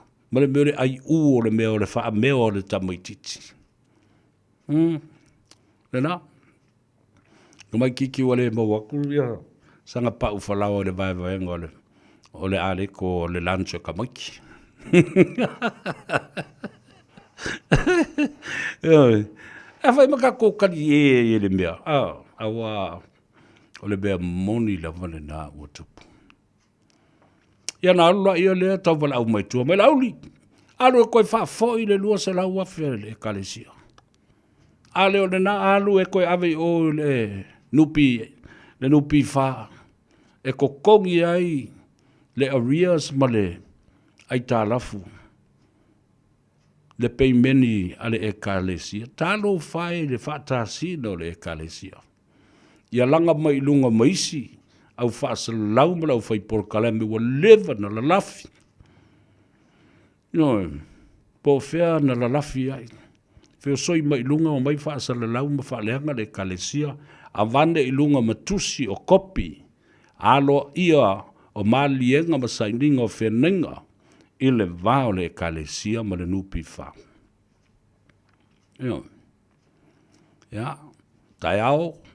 O foi la ia leo le ungo I latou na ua latou tala noa e whaaleanga le e kalesia. Ia, o lea le mafua.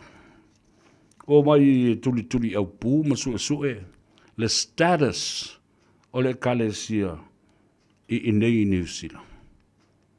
O lea le tau me lok te fua le cryptocurrency ma le Bitcoin le kalesia mana investment.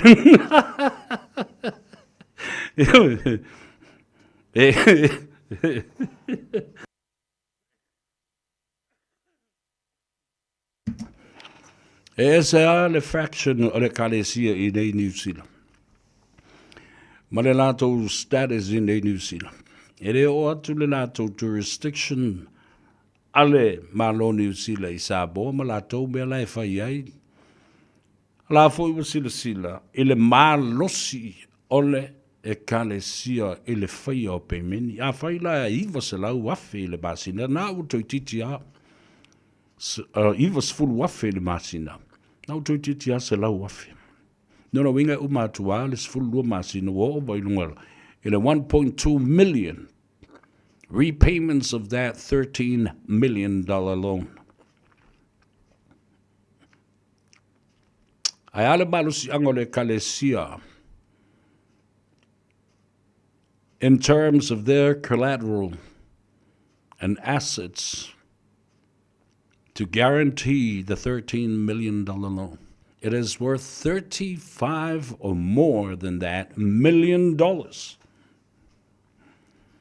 The capacity to service that loan is huge, credible, with integrity to repay that loan. E ngā lulue malolosi te ngata le kalesia. E whai taulanga bos taulanga. E whai ngā luenga o mawhai o lātou pisinisi, ma to tongi fo I mawhai o lātou sauwhanga I to todo o le nupi wha. So they are also entitled to them. No lotu, toi ngā lulue, mawhai sauwhanga I o. O le tāu o le nāre mea. Alu whio soi mai lea, talo whai le whareanga. Whia la suru ia ile, ne kalesia. A fwoi suru atu le malo. Tali mai le malo. Ma lama manino lei le whionga le te whono ma le komiti whafoe. Na malo si anga le kalesia ua whaamaria I nai.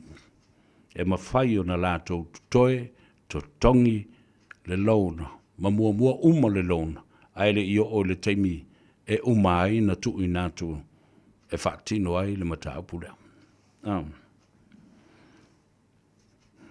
Tātou te o lava fo I ai I si teimi. Ona se e mai leo la utala noanga I se mea mata utia. E ei le tangata whaasalau whaafonga le Samoa. Te le ta au tua le ngor tangata e o tau whaalongo I ai. I le whaasea le to tele o le atunu o le ngata I nei whapena fo I Australia. E le tangata whaasalau o solo mai Australia. Le o toi fo I mai I lau whanua me ele o Aotearoa nei. I tā maki makau rau I au kilani. A olo o tangi mai ma le loi fonga malingi ma le whaano noa a inga. Mai au se tālia I Brisbane, Melbourne. O lātou tangi mai a te awa omana o tūsia le tusi. E ave I le ofisa o leo leo. E tā wala atu I tangata nei. Ma le lātou whaatangi sia. O se fisoso ni atu ia I lātou I maftianga. Na le wata oto le tangi ale tina ia fale na tapu. Silia I le wha hafe mo na tupula na tupe walu tangata lea. Ta oto le tangi ale uso ia si osi. Wha lea wha longo mai tangata. Na te ilo le lei aingo tangata leo te wha aingo atu au te le wha aingo ina o ia. Silia tu fo I le wha hafe mo na tupu. E isi a inga I wha ia au te avatua I le aso atea. Lea la o toe taunu o mai. Le ai se tala e whaia I o I nei tangata na ia whaonga ina la tu tupe ma olengia ma pepelongia. O ia e eilo na leisene na te whaia ai. Ia le tūlanga o pepa no fo mauma sit seni au se talia. Leo o whaia tuai Samoa. Ai ein tangata la te I loa le tangata lea pe whesotai atu fo I ate o tau mawhai ni whaasitilanga mani whaasalalanga. O ia o se License Immigration Advisor. Leo o te talo atu vili maia. Nioe, vili maia. O te le toi tau whai atu ai o tau mawhai e lapata ia. And this is to warn our people, our Samoan community, and the Pacific community from such people as these culprits using people's money. Whao ngā tangata. Mapolo misi ai promises that thing never be kept. Taunu unga te tawana o iai. Ele milionea tangata ia, o lo whai ei mea nei. Ai la tau te avatu ona o le nganga whaatua tua, ma le tali tonunga, e ma whai o na whaatino, le ngā ruenga wa uma o na ofo I nātu, ma palo misi atu. Ia. Wa le mea tātou te o le whamsinonga. Ma le whau tāpena. E tuina tu tusi ia. Na tāpena i le ofiso leo. Masa ili e po whea leo wha mautu o ili tangata le nā i nei.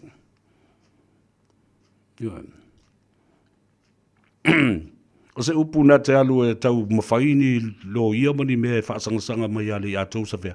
Leo whai atu. Te lei whai ngoi ina oe. Mai lei fo i se malosi o se tula fono e te tau fia i lei a tau sa whea.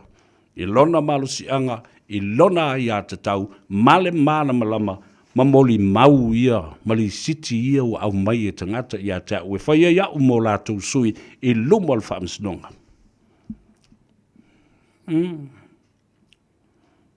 Ia puipuia o tau Samoa, male atu nuu atoa.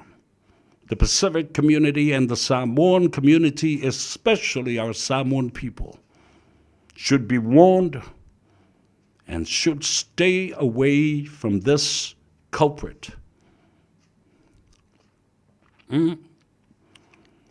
Mole, shell tato por kalabe. Fatalofo ia te utau I lunga o le tātou api fōlinga, whapea I le tātou Facebook page, our YouTube channel. Wherever you're tuning in from and you're watching le atou severe on Gagaifo of Faiva Samoa, on Radio Samoa, be warned. Yeah, le ala wa o nofo mfatalitali yai le taimi. O te maua, a iai fo I se o tau te iloa. Po feo iai, wa o nisi nei o tusi na au mai I le ofisa o leo I Brisbane. Ai loa sesi, longo mai le atou severe, o te longoa I le ofisa o leo, ina ia ave I tusi nei, ina ia serve sa o laba I le mea nofo o le tangata leo. Lena, Fatalo Fatu, UB36, watching you, Seville, from San Francisco. Talo Falava. Oh, Lucila Tinei, Talo Falava, Malole, so if woman, Auto Umalavelunga. Also, Matua Fafine, ya, Milatofo, Emile Palamo. Mortgage Advisor Loan Market to clarify the down payment on your sale and purchase agreement is included in your total deposit when finance is calculated.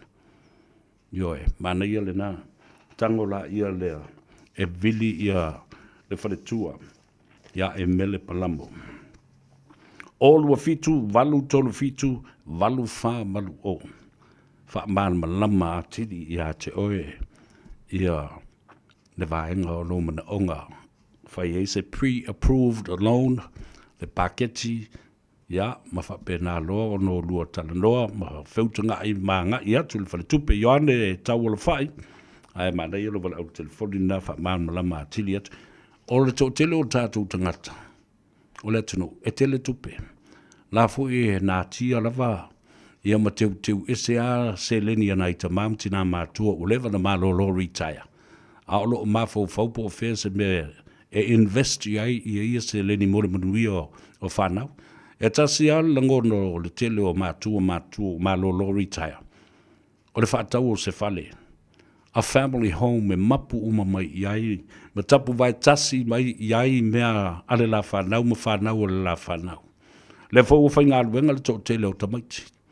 O le teimi fo le nei mo fai ai ona tala noa ma fa soa ma feutanga e fai ngo fi e fo I ma fa ma avenga I le to tele o le ulunga I ma le la fa nau e fe so ni le peimeni o le mo kesi e vave fo I na uma ia ma fa pena fo I ona vave ona I loa o ma walunga le equity o le vaenga o umana tongi o le mo kesi to e fai ai le si second mortgage on that equity. That is huge because of the appraisal or the valuation of your house is reviewed every 6 months. Mana ile na ala au le telefoni le nā, ale whaletua ia e mele. O lua fitu, valu tolu fitu, valu wha, valu o whafteitele lava e mele. Le whasoso ni baili tātou por kalame o le malu I whale, ea male awa noa o lo e tala noa whaasoa ai I le atunu uma whasoso ani ai. Jeshuri Palamo, ta alofa lava, whamaiseki alfa Samoa le agent a Bob o Pop. Tina ngau wand, ya, ta alofa lava malolo soi fua manuia. Vai lua, sala ali I toa I le mafua, alolo soi fua manuia. Ya, le ngata fo ilea, na yu tātou ainga mai Sydney, Brisbane, Melbourne, Perth, nisi o lo nofo I Kalgoorlie, ma o I fefo I le Springs Rock. Amelia Whamoana, al whailau tusi le au tusi I tātou, Maria Lesina Tavae, watching you and saying talofa from Sydney, Saveli Ataua. Whamai. O le tangata leo umana whailu tātou talan la ma le fasile whamolmole. E fasile pe yeini whale fo le e mawhai on a lease to own or rent to own. Ya, sa isa te mea tue talanoi ma le whiong le swafa ya le malu Bob le malu ya na avele ya yo le fasile le na. Whaftai a mosa, ta alufa lava, watching you surveil from Melbourne, Australia. Ya, whape fo I Siliana, ta alufa Siliana, ya, whapea I whatalofa atu le tina ya whale na tapu. Ya, whapea I le uso ya lua iwa na tapu. Lea whaftai o lewa o mai lau lua tusi. Whapea na I le uso ya siosi malona au ainga lewa taunu mai lau lua tusi. E whasoa ni mai e whai mamori mau. Ai mai sa o li siti o auto tupe ia na ave and direct deposit I tonu o le account o le tangata lea. You know.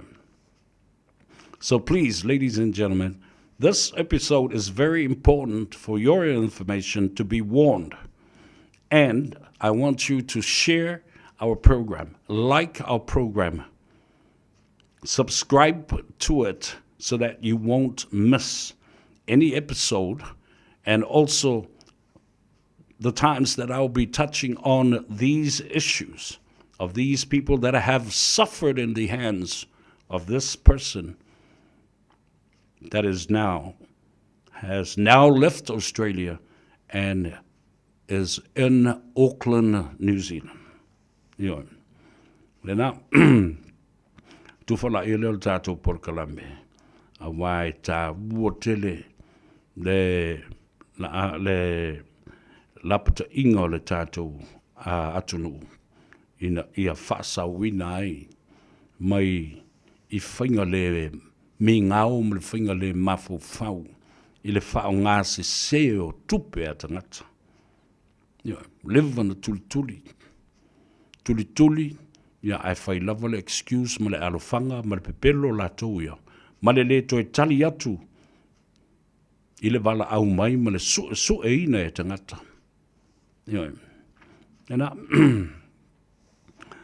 o le ata, seu muntafa, talo lava malolo soi fo manuia, o oilea talo fai, malolo soi fo manuia, tofala tato por Kalame. Lau mai leo la utala noa, ile mata upulea. O whawhitai lava ua, maua se wha ma a venga I o tātou tangata ma au whai pisinisi, the local people back home in Samoa. Wa te le se tupe wa tu inantu le EU o Unia Europa. Wa whawasenga uma I tu malo ai mai se foi o nu mafio anga I mana I le avea I fono whawai. Po o komiti foi o le poloketi o le tasi le miliona. Ai ua ave lava ia I lātou mana tua foi tātou I o. Ia, o asiasinga I tua I nuu mafio anga mai tu mano. Nā lava tu te vava ai. I nā I tangata ma lau whai whātu anga ia whapena foi lau whai Faiva. Ia, nā o na tau nuu wawha ma maa se vai anga foi lea o me taulai uma iai mangala o ta'vale afi. Ma faso ta inga ma fela wa inga i lunga lawilele. Fa mama atu le nā mea, ia fola i lo ma le talo, fola atu ai ma le taupopo, fola atu ai ma luau. A e wherwa i lai tua, i a tūmbua, i upolu, whapena fo i pule ono i salafai, e te taua i nei marketi nei. Lea lau mo ta ua nei, o atu le fisosani, mai uni a Europa, o tupe amatu ina ia fausia le le iai na i fale o le marketi. E whai ei marketi a tangata e le o mai i pia le taulanga. E vaitele ia po i fo i sambalalo ma le marketi. E funga lei. Ta i mana ia. Ta i whawhetai i nei whamurianga o atu. A wae tō tele a inga le ini te avale. E le lava fo le tupe e tu oile tangatalo i lunga le pasi, ma le ako popo mo me whapena. Ai tō tele tangata ua whawhiwa i ma whetalo ai mai apia. E o e tā whawhau ma tā ele i ma tā whanga.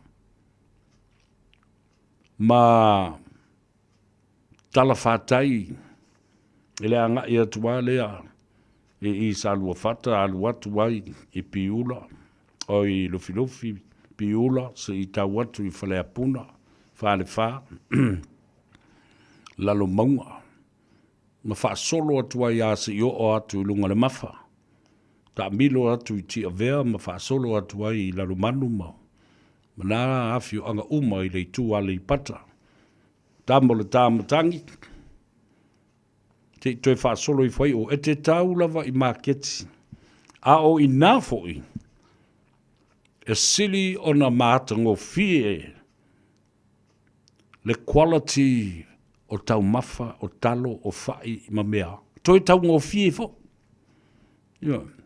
E loto alo lofa e mai le tanga talo, le tau talo, ai toi tongi mai maisi talo e lua e le whai whatoanga. E tau ai fo i nā mameo o tau wia, ale au whai, le au whangoto ma le au whai. Ese le manei o le nā, tūlanga wa tā ua I tele. The local markets at villages on the roadside that are far away from the market in APR. This assistance is to build proper buildings to sell their goods and products and also to maintain safe and healthy measures for those products and goods.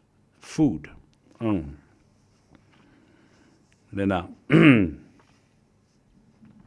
Le uto e sfumbat fa minute ia on ta leo le tu lai ono. Ai fatalo fatu fo I le fafonga tapo I mai alo tato tina matua. Anti fa lave lave afmasanga po la ulu.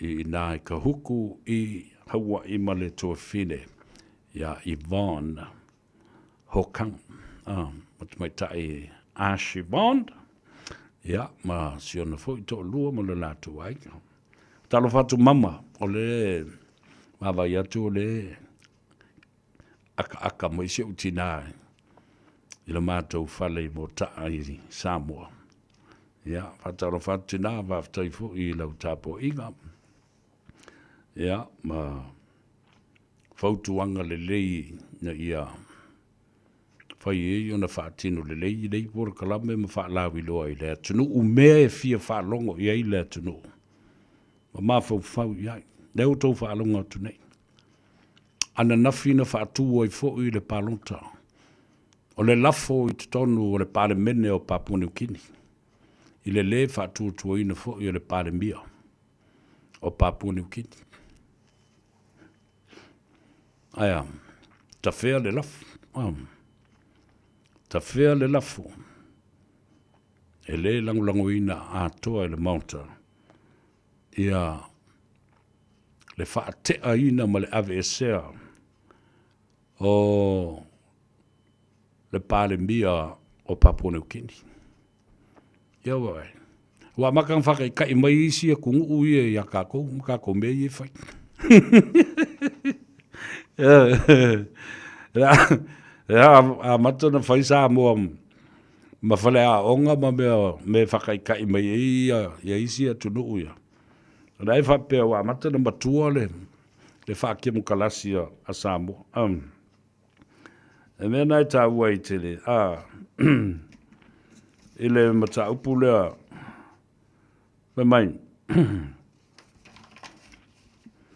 For my Bernie Sanders, se tasi lea o senate, a senator, ilana launga ile so tona ina se imawai atu nei, e Salt Lake City, Utah, ile stetelea. Our four founding fathers of the Constitution of America were no dummies. They were not stupid. Tusale. Ina ua mai ale tau ole na ole afe fitse lau valus fulu na matuai whato I lalo ai e Amerika ia le malo tele o Peletania. Na whaavai loa le whaavai mausali ma le whaavai papa o le malo Amerika. E to ina mātutuana. George Washington, George Hamilton. Whamai eleva lea o tātou au ngā tamā na whātuina ma wha mausaliina le whawai o le malo tele o Amerika. There were no dummies and they were not stupid either. They were smart o e whaile tō wha ma ata ma mai tai pei ale tusinga le na o iai le whono whawai. A o tā pena le tātou tūto tasi a Samoa. Le tō wha mamau ma le tō wha lo loto, le whautanga poto. Na whaatino ai, ia le whawai o Amerika. Nā fua mai, leanga e le o se atunu o se tupu. America does not have a king, but it is a nation of people, by the people, for the people. Na whawai to ina mātutua ia. Ta ua to ina o le whawai, o ta mau le whawai. Na whaalātou whatuina e le whawai lea. E whaalango I lunga. O le tā whatolu o I tūtau a ngai. O se whainga malo. Le parlemene, legislation. Their duty is legislation and legislatory powers. Le parlemene, le kabineta, cabinet, ministers, and enforcing the law. Judiciary. Le tūpā o whaamasinoga lātou te whaamatalaina le tūlafono, whaawingaina le tūlafono. Ātinae, develop the law. Ma whaongā le tūlafono. Develop the law and apply the law. Ona whata oto I lo le tō ina nei o ta mā na whau le whaavai o Amerika. Le upu, malamata upu e ta o le separations of powers. E ta oto I le ta whatolu le nei le o ngā tonu. I le vāo le tūlafono ma le kapineta, I le vāo le kapineta ma le parlemene. Le vāo le parlemene e whapena fo'i. Ma le whamsinonga.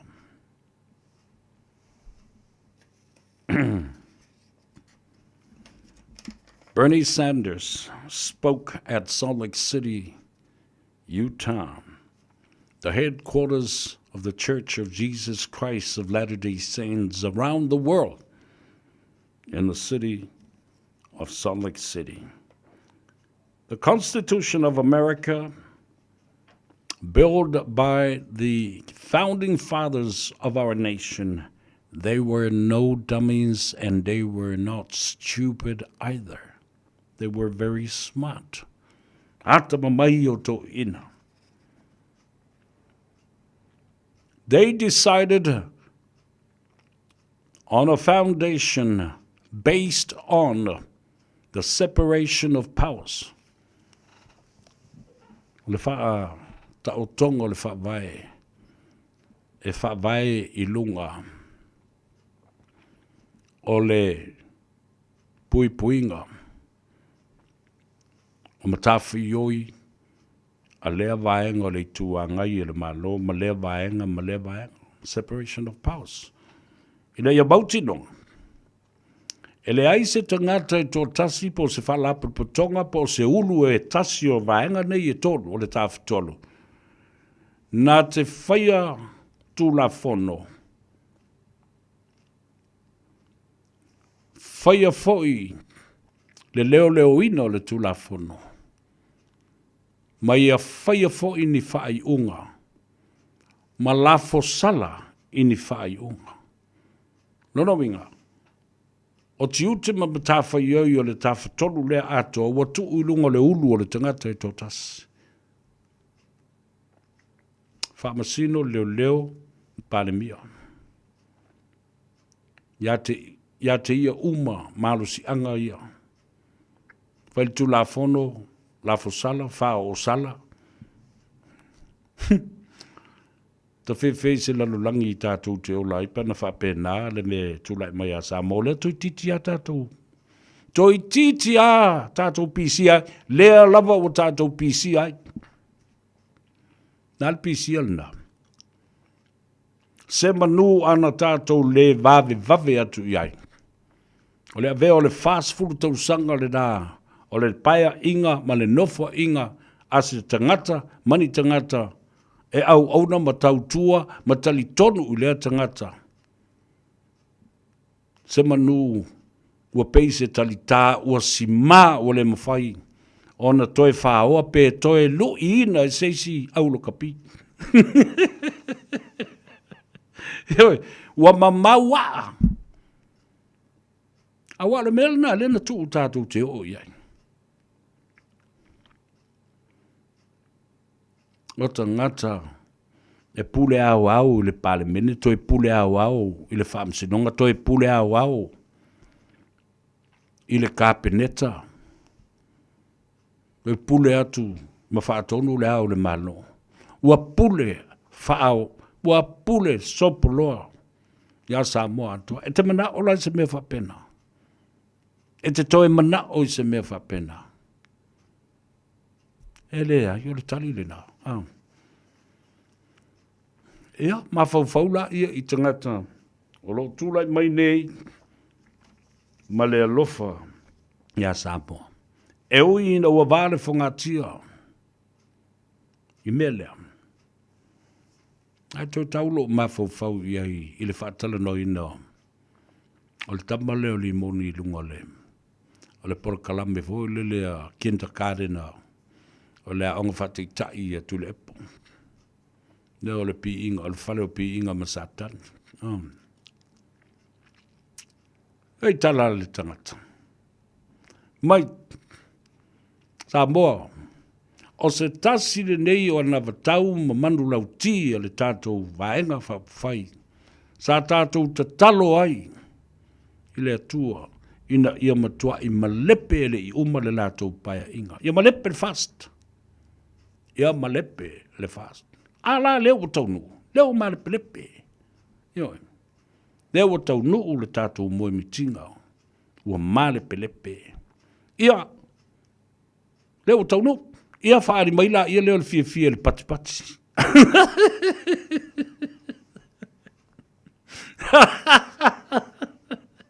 Ala roa tau te mātafu. Te mafau fau. Oi au oi. Whoever is in the right frame of mind to ever speak evil like this as a conspiracy theory of dismantling a government of the people. And he said that we prayed to God. Yeah, one of our manifestos. It was in the manifest. We prayed to God that these people will be dismantled and break up the government of Samoa in their first ever parliamentary sitting. Now, we have achieved that. Ale o tau nuu tātou moe mitinga ina ia talepe. O tau sila la iai, o whau whaunga lavana. Ma o se mea sili o na whaanono ai. I se tangata e tau tala whapea. Wai loa tuai, ele lalo langi atoa, e whawalvalea. E whau leanga. E loto leanga. E whaime leanga. O mea uma e saule ngutu e leanga. O mawhauwhaunga ma me whaatino e leanga. Ai se a ua whaapea ai. Le winga le nei tangata. Ai na sau noa lava. Ia sunga atu lepa. Fia mem lauli. Malo nale. O mai lai e. Faule malo. Se lau pasene po lima se lau pasene fo i mātou te lango atu e. I le malo. Ai ane, se lau pasene, le lima se lau pasene, le tau mawhai, e whaaleanga ma talepe le malo. Aia. Si bai le whaafonga, o tātou talafou i vai whanua le ngana Peritania. All I hear is Radio Samoa, Radio Samoa, Radio Samoa. Tasilima iwa tolu amo. Radio Samoa, kasilima iwa kolu amo.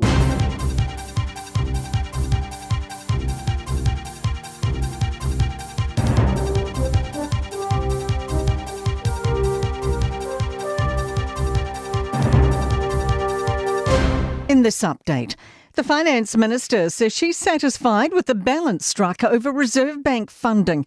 The central bank had requested $1 billion in funding for its new 5-year agreement, but Nicola Willis has stripped that back 25%.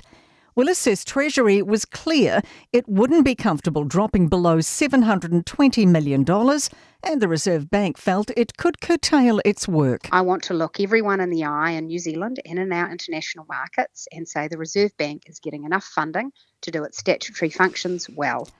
A subtropical low is working down the North Island with heavy rain and wind intensifying from now until Friday. The Department of Conservation's closed Coromandel's Cathedral Cove, and Auckland Airport's preparing for weather disruption to busy Easter schedules. Caution is advised for all travellers, and less than 1,000 Northland homes are still without power. Meteorologist Matapelo Makabutane says concern extends offshore as well. We're also keeping a close eye on how that could impact the coastline, especially from North Cape all the way down to the Auckland coastline, as well as the coast of Coromandel. Researchers say junk food advertising needs tighter controls. A paper has found children aged 2 to 17 see twice as many ads for unhealthy food than healthier options. The authors want limits on online ads for unhealthy food and a ban on using cartoon characters in packaging. Co-author Lisa Temorenga says such advertising intensifies the desire children already feel for junk food. That constant saturation in your head and your mind of the fact that there are delicious things out there does encourage us to buy them. That's news. In sport, another Blackfern is switching codes to join the Warriors. 10-test first 5 Patricia Maliopo has signed on for the Mount Smart Club's return to League's NRLW this season. She joins Blackfern Sevens players Michaela Brake and Taisha Ikanasio and Sevens and 15s international Shakira Baker. The Blues will carry an extra forward on the bench as they head to the table-topping Crusaders on Friday night in Super Rugby. Coach Vern Cotter has opted for a 6-2 bench split, with Caleb Clark and Stephen Petafeta missing through injury.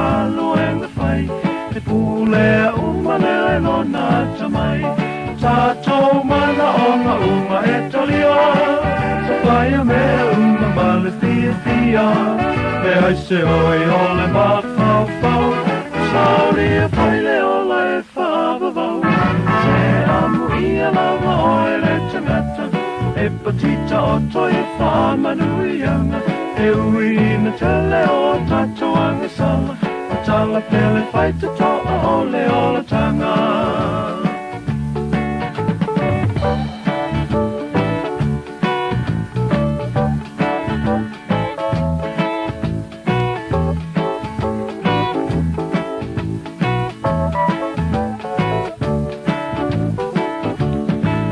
Sa ola te lo tomalie Whainga ta umau whainga o fie Inu le sua malie o le o langa Ua te tu sa paua lele le malele anga O la whaitalia ua le punitia So se tango whainga mo so manuia O ni le anga ia wha atua tua nai Na lue wha amao ni mo se lumanai Tato mana uma e talio Whaia mea uma male pia pia Me ai se hoi o le vau vau vau Sauni e whaile o la e whaava vau Me amu ia lava o e le tangata E patita o toi whaamanuianga E ui ina tele o tato angasala Tala pele whaita toa o le ola tanga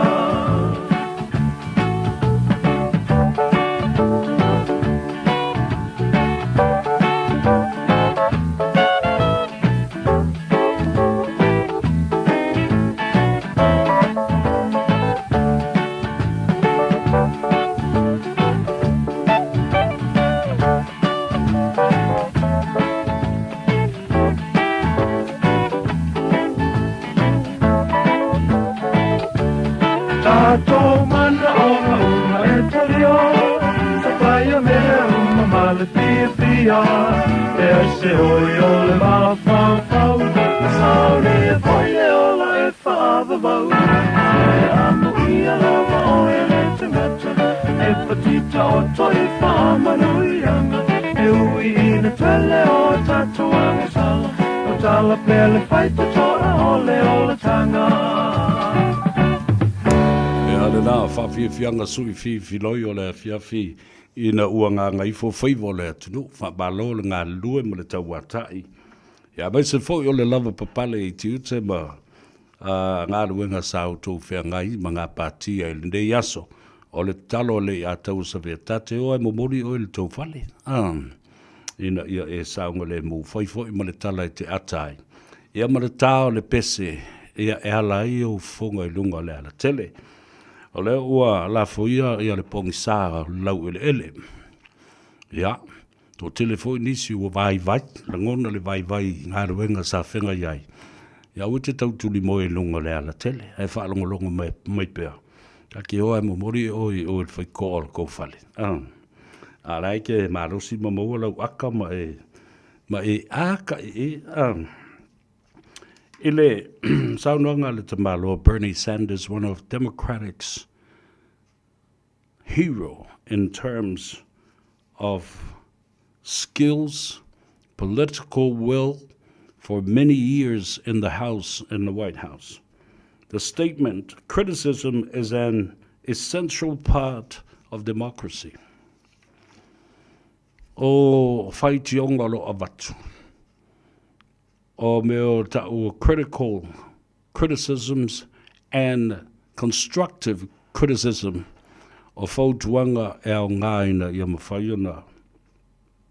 Whisosoni i o tātou te tai ma lātou whai unga ma toi ma whau o le whaia ni whai unga. E tau na whatau ina wā se vaenga lea o se whainga malo te makarasi. Ioin. O ātala e awatu e tangata. E tau na ma whau mo to e whetūtū na i lo loto ai muni au. Po le a le winga o mata upu tā ua nei. If any political leader that cannot take or accept constructive criticism from the people, le alau me tau na whai. Pea whai e te lea talia ina. Ia whautuanga matu o lalo lo avatu. Get out of the political process and find a new job or retired. Yo, o le talida. A le mawhai ona e tūtū mamau e whaalongo ma taliaina whautuanga ma tu o lalo e avatu. Se le tālonga le nai te iai. Alu ese. Whaisisi ngā ruenga. Alu nā malo lo retire. What we need in this political chaos and turmoil are fearless broadcasters and journalists. Tata longa leu amata le te nei. O le me silium na mia Samoa. Ele tau fituringa lea ua whai le te nei le whetau wai. Whetoto ai, whetuia i whaai o apoa. Ai mata mata ma mai moa ma wha longo lea tunu. Tātou te mana o mia ai ni tangata to toa o le ngā ruenga le nei o le whaasa lau ma lau tu stala. To tell the people of Samoa the truth. Nothing but the truth.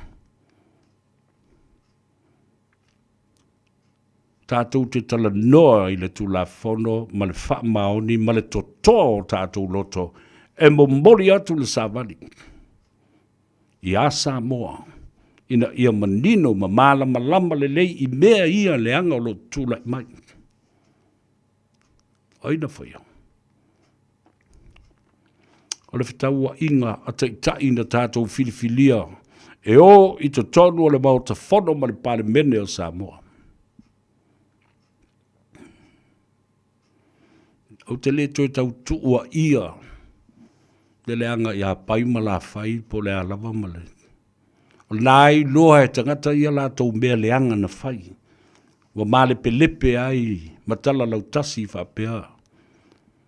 Le malo ma le pale mene o Samoa. A o seisi ai tūtino.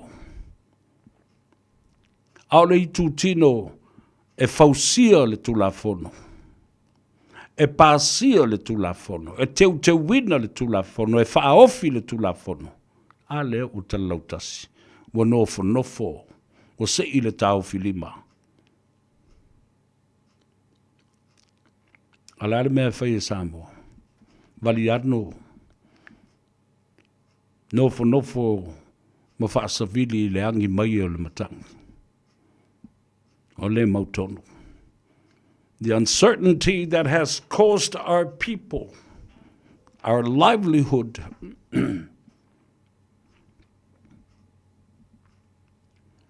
le mautonu ma le fite nai o tātou tangata. O le mele na e sili ona pele lo loto ma alu i lo mafau i le teimi o te tusi ai ma. O tangata o le atunu. O nai o tātou tangata.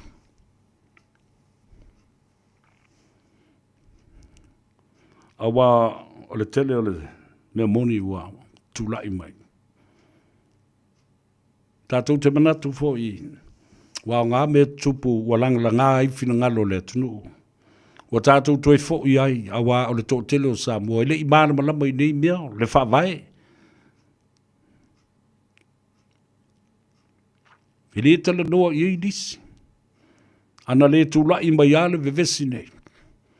Wa langa e su e mai po o ai e ei sana kopi o le whawai. O lona winga. E le i whaata mala o tātou au ngā tamai pe o na muni mau. Le sentoa lea ia Bernie Sanders. The founding fathers of America's Constitution were never stupid or dumb. Papena fo i lātou. Tātou au ngā ta māma tina ana whau le whawai o Samoa. E le wā leo. E le i whai mea tū la whai. A whai o iei, ni teu nga le lei e to e whono ai le whawai o Samoa. O mea mana o mia nā. Malona mātango fie e te tau. Ona whātino. E whaatino lai lea, whaatino le paramene. A wheo iei le paramene le teimile nei. Mo leo toi nane na nea, sana whaai unga, Po se mata upu e toi lo tea. E u whaatonu mai le whaamsinonga. E le si tū o le ulu o le tū a wāngai o le whaamsinonga. Jurisdictions of the courts and judiciary has now ruled Parliament not to partake in any more passing or debating of any piece of legislation. Mafua mai lea. A I tui le nufua. Le muli le whawai. Sau wale tangata ia. Malana whawinga ina o le whawai. Ma manatu ai ina ia tuli lo ma le whungftalai. E whanau whai atu ana nafi. Na idi me whapea nei na tupu mua. Lale me o tātou le anga ia le Hansard ma wha maunga le pale mene sai ai. E ini whonga whatalai sa tuli le nawa I tau. A lea se wha I unga le whono sa whai I ai. Ma le no whoa sa se e ai le nawa I tau. Presidents that were set at that time, according to the Hansards ma wha maunga le pale mene. E whai ai le whai unga lea. Ona le pule mai leo le whaamsinonga. I mata upu wha pale mene. E fo ia ai wha whita auli ma toi fo lau I langi maa. I le wha awo wino lana ngā ruenga. O le lo teo mata upu wha le tūla whono. O le whelafulafu ai I le ilo I longos tūla whono. O le wha tala no ino se tūla whono ma tangata lau tele. O le toi li poti mai o le komiti wha pale mene. Ma mai le lato li poti.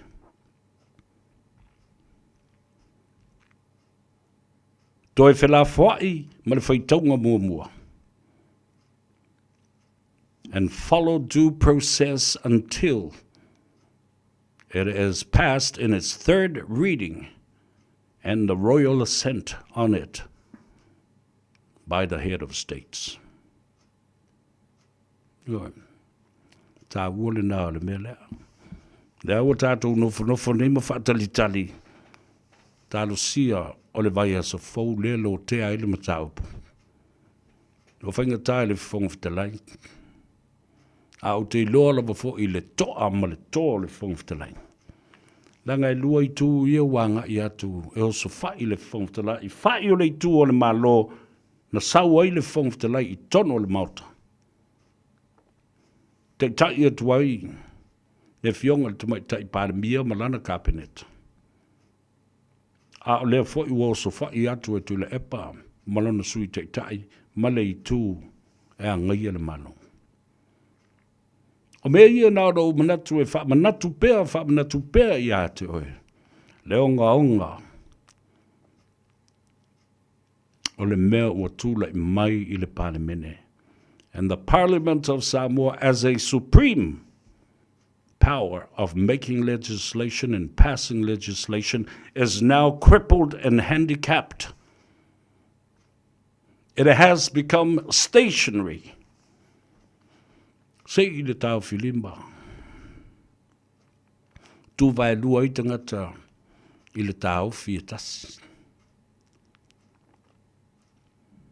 Se vanga nā, ua whai le pule le whaamsinonga. Ia tālu sia ia.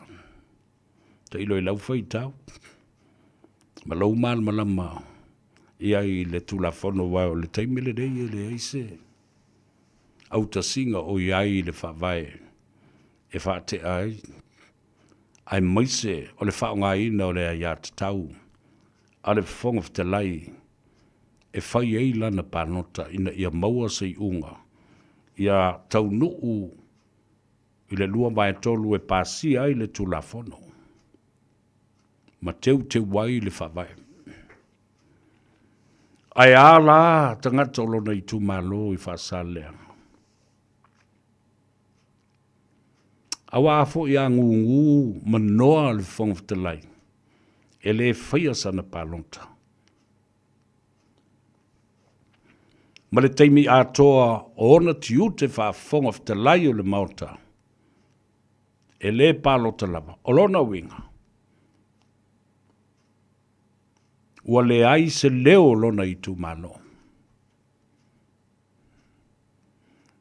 Ua le ai se sao lona i tu malo, e so se tu la fono e pasia i tonu le mauta. Le ala le naia la iona. Fa manino pea ma fa manatu pea le tunu. Ole o iaila o kingfish fa pea ngiri ke leo kingfish. E bai le Faiva. Ana le lai le tai au. Oka si. E fua tua le tau le ia. E ova o le tau o le ia te le fa pea. Ia o le valu se lau tala.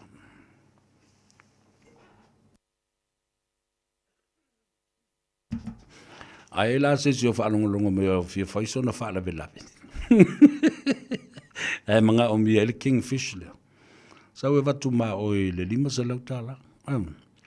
Ngala o mwela o telefoni le na le all waters. Lua iwa wha, fitu iwa lua fitu. Ta ua le na. O whano noa van le la. E na ua o whaalongolongo atu i le tano doanga fo i anisi o sui whaipule o le mautafono ma le pāle mene o New Zealand. Ua ele o stau pule pule a ua tala noa ina le mata upule nei. O le toe la lango whaatasi, matu whaatasi oni i tū malo. I lalo pulenga wha i tū malo. Local councils to be amalgamated again under one roof. E ana whai foi wha pēnā mua mua. Pe ale mele na whai a tātou i Samoa. I whai ngā panota le na suia i hei nei. Tua oi. Ma wha pipi i leisi nuu. E o i leisi nuu. Ina ia ma whai ona au sia le teu te ungo le tula whono o whai ngā panota lua fisfurma le iwa. Lua fisfurma le ono. Fisfurma lima. Nena sila ai le atu nuu. I le whete nai. Ia mos whatita i ngale na wai ei le stangata whai pora kalame. Na whai atu lepa. O te le fifi atu ona ua ave esel na fōsa leola. E tali mai atu lepa. Le ngā ia i alinga fōsa leola. Anga o kou o ako ke pāloka. Ai sa ta tau na fasili le tangata le na. Le whai pora kalame le na. I le mata upu o le wha pipi i o sala mumu i a sa whata. Ele o se mea, e te tau na whai wana watu le whautuanga, ma le tua lalo le tua telo le atanu, ele i tali e ina le mano. Wa o vai vaenga ia, o tua oi wa whaapipi i ai, isi i tu malo, isi nu umafio anga, isi nu umafio anga. Sala mumu ia, o lea lava e manino. Lo lato pipi i atu, ona o lo lato ngafa ma le sotanga, ma le tala wha solopito i o lato mamalu e le mwhai ona. Tāwa vai ea ma ave ese mai. Tasi fōi nā mata upu o leo le lotea ma au maia. Ina ia whaatino ma pāsia le toi whaafo i ole no fōsa le uloma lo lato tofi. Talo whai. Ne ua whai lo mai e a tea i lea whiwhilei. O lea ua momoli ane i lea sone nafi. Le tō wha i a tupa i saimasi John Mathis. Mai i sa whata. Ua momoli i o i le whaatuatua i le atua Samoa ua tasi. O le sui le nā o le whaatuatua i le atua Samoa ua tasi. O le ata mo e mai. E tau wā mai sa whatalua. Whaatasi ai ma le telenga ia le a nā. Ronnie Posini o lo se ei le tofi. Ma o le sui o le i apipi. La soata ia o le a whapena lava o na whauaupea. O na whailo atu sui fau o le whaatuatua i le atua Samoa ua tasi o lea ua. Mamoli mai. E o lato i tu malo. Whapena fo inisi. O i tu malo le HRPP, ina ia manino pe i ai, lau whaafonga maua, o sui o lea le atau vai, lea pat, lea, I tu malo, male I tu malo, a pati whai umane I lua. Mo le whaafonga mai, ma le tapo inga fōi a le whaatuatua I le atua Samoa ua tasi Fast Supporters Group I au ki lani nei, o le aso sa asau nei. Mo whaailoa mai, ia mo whaailoa fōi le whangatia e le fionga le teitei whono, le sui teitei whono, le teu tupe, le whailau tusi, male mamalu o le komiti e le whaatuatua I le atua Samoa ua tasi, o le a poto ai moli I futiafu e tasi, ma tātou au whanga poto le no whanga masani, o le Oats, ia pa o le Otahuhu Rugby Football Club, I o tāhuhu I le tā o le itu lai wha I le afiafi o le aso sapati I le aso nei I le aso sa. Aso le seta, umaloa to nai, umasau ninga ma to nai, ia o na tātou whiloa I aile I nā. Ua tele le mana onga o I la tau, o la ua fia le stala, mana tua lea ua whaatolu nei na tātou, whaia le stala. Ia le mea lava I matua maofa, e matua maofa. Whai o le pisa o ma le ngasu, o lo o vevesi mai ei Samoa, I nei mea. Ai le o solo muri ai tangata, o lo o anga I mai, matau mawhai o mai o lātou tau au, ma o lātou lango pea, I le wha moe.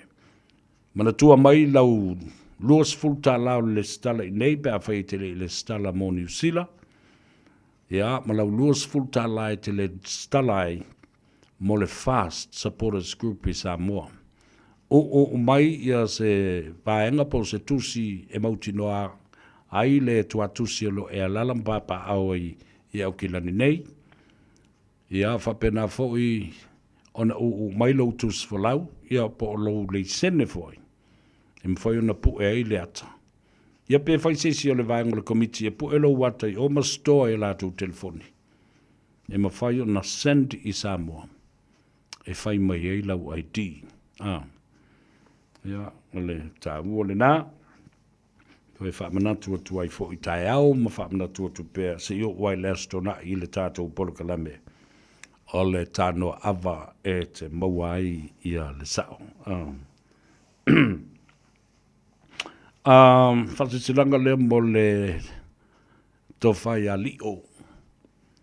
Whatau malama au ava po le whitelenga ia la vea. Whamurumole whatsotai ia le atau le sa vea.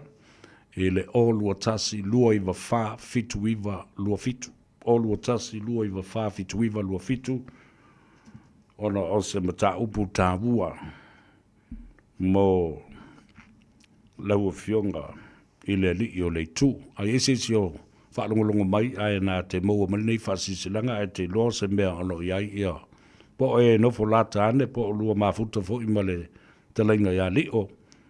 Whaatau malama au wawa la vea. Se longo atu iai le nei whasisilanga tā mua tele bali whaanano.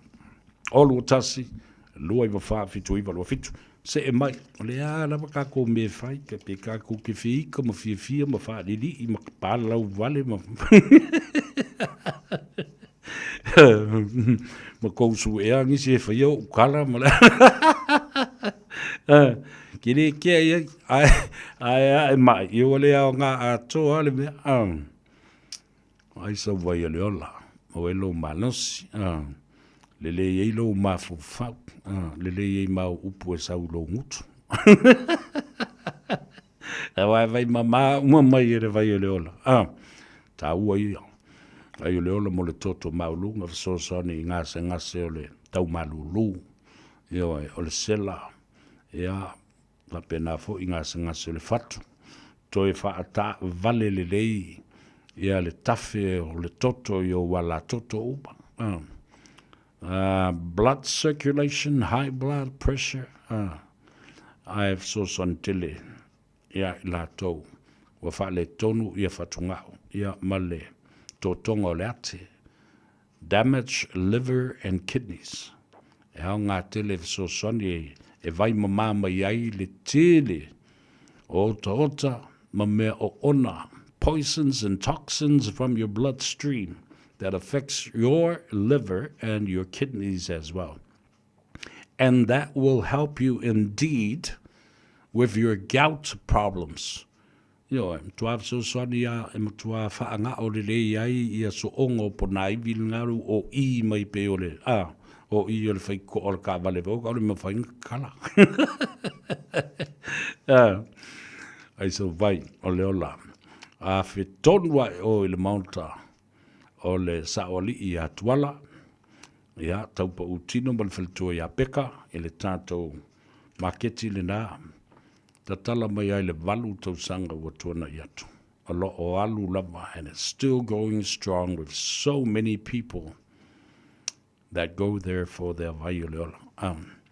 After ia tuala ma le feltua ia peka, tai le anga le lei I lo tātou tunu ma le wha lau lau ina o le maunta e sulufa ia tu iai Samoa.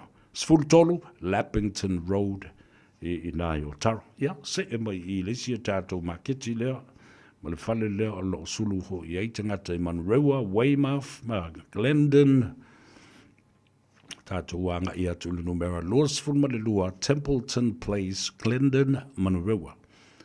Whafteitele lava I le whale tua le toa whine a Maria Nive, ia whapea whole tamaitai o Marita Sawanga.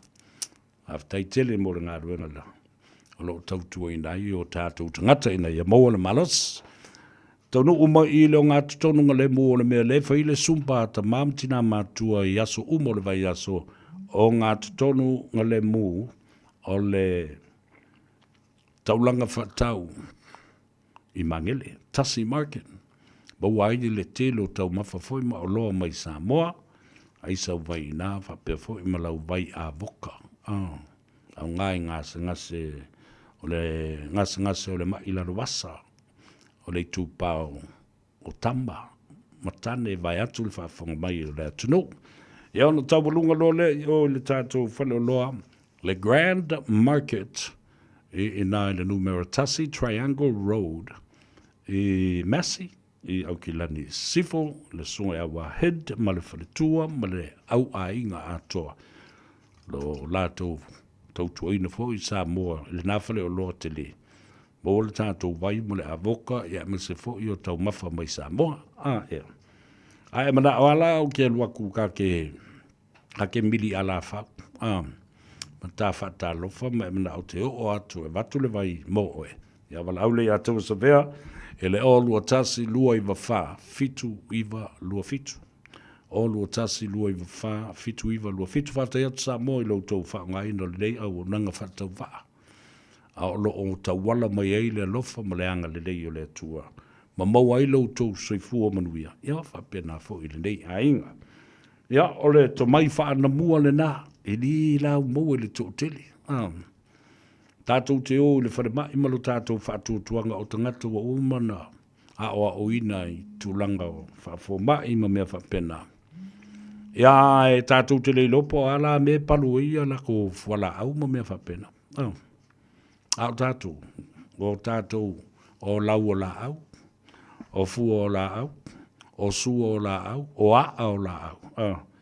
La au e ola whaale nā tura I si o manga o le tātou. Wawai le popoto to ina. The knowledge and indigenous wisdom of our forefathers. Nga, mai so alo. Po e mai la ori I laiki e o mai e ingu le mele. Pe o onga pe a o ki e koe a se ponga aka la kou ia. O le dei, le o ka kou loa e o ki e kamaki, e o ki e kangaka.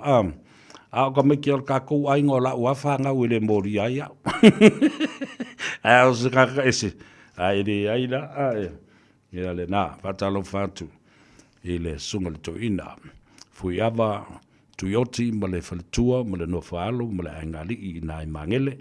Ia, ma lole I whai o le Faiva. Ia leo whaasisila le tā whai o valena sau. E tasi le kingfish. Ia. O nā. Nā tuai lea ma le whaano noa. E le tūlanga leo le ua whiita le tunu. America is hungry and angry. Te upuna e lua. Fia ai toi fita. Aisa. Trump and Elon Musk has cut emergency food supply, food stamps, food grants around the country. Anafi le na whaalawi loa ai, toi whaalawi loa fo inei le tai au. A mata mai Idaho, risi stete le wo o iai. Oa to Salt Lake City, Utah. Na wha solo mai San Francisco, Tacoma, Washington, o nā le whai nei solo te. Mawai mele o tipire e Trump ma Elon Musk. Emergency food stamps. They cut us off with emergency food grants around the country. Emergency. O mana o mia wha tope, ma wha nati, mea ia sa, ma sani ai. Yo. Pe o mea fo ia le whai e le stete ma le wha so ina o le tamau a inga o New Zealand la tō ia. Work and income support, food stamps, ma mea wha pena i tangata. Mana o mia le so talo whai. Vai e reo mai whaatasi ala i upuna. El fia ai marika. America is hungry and America is angry because of these people. I don't call it Trump's administration. I will call it Trump's regime. Tangata whaapolonga tangata. Yeah, well, you got what you deserve because what you voted for and you didn't listen. Hey. Yeah, if I may lo ya saina. Namatanga o tatu telefone. China says Donald Trump is either a dumb or stupid or both.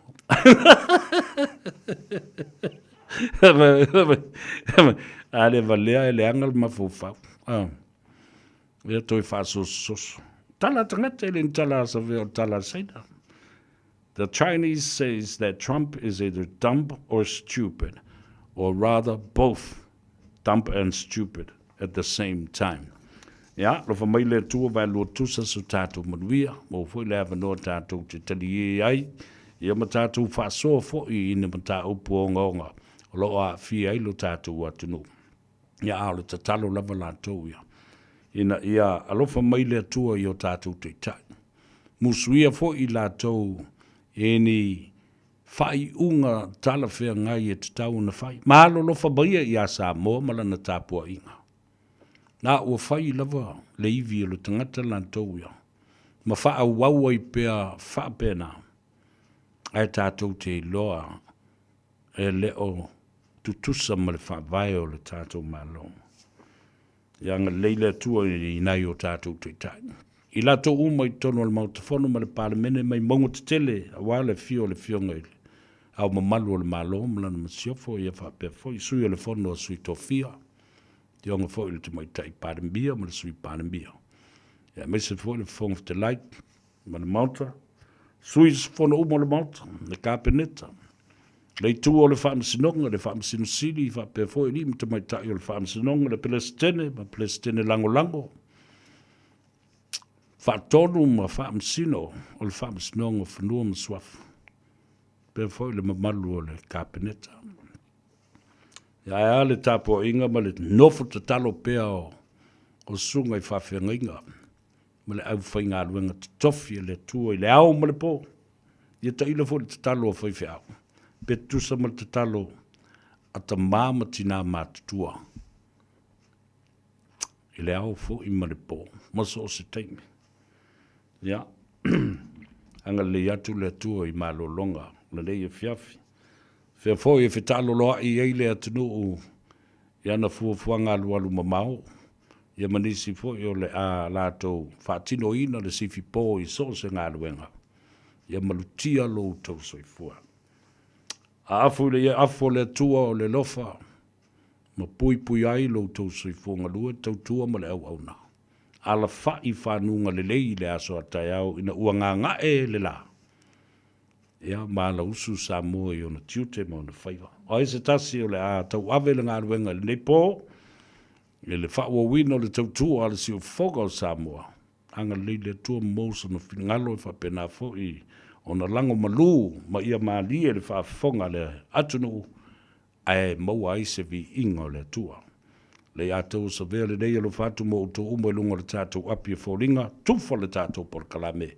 Faisau tustusinga mau fo i mafo fonga mau mangaku ki kele oro i aingi. Si o ka whai kau ai mo kakango e mai ioa ma vase po le ale tu ai ngā tangata e te iai.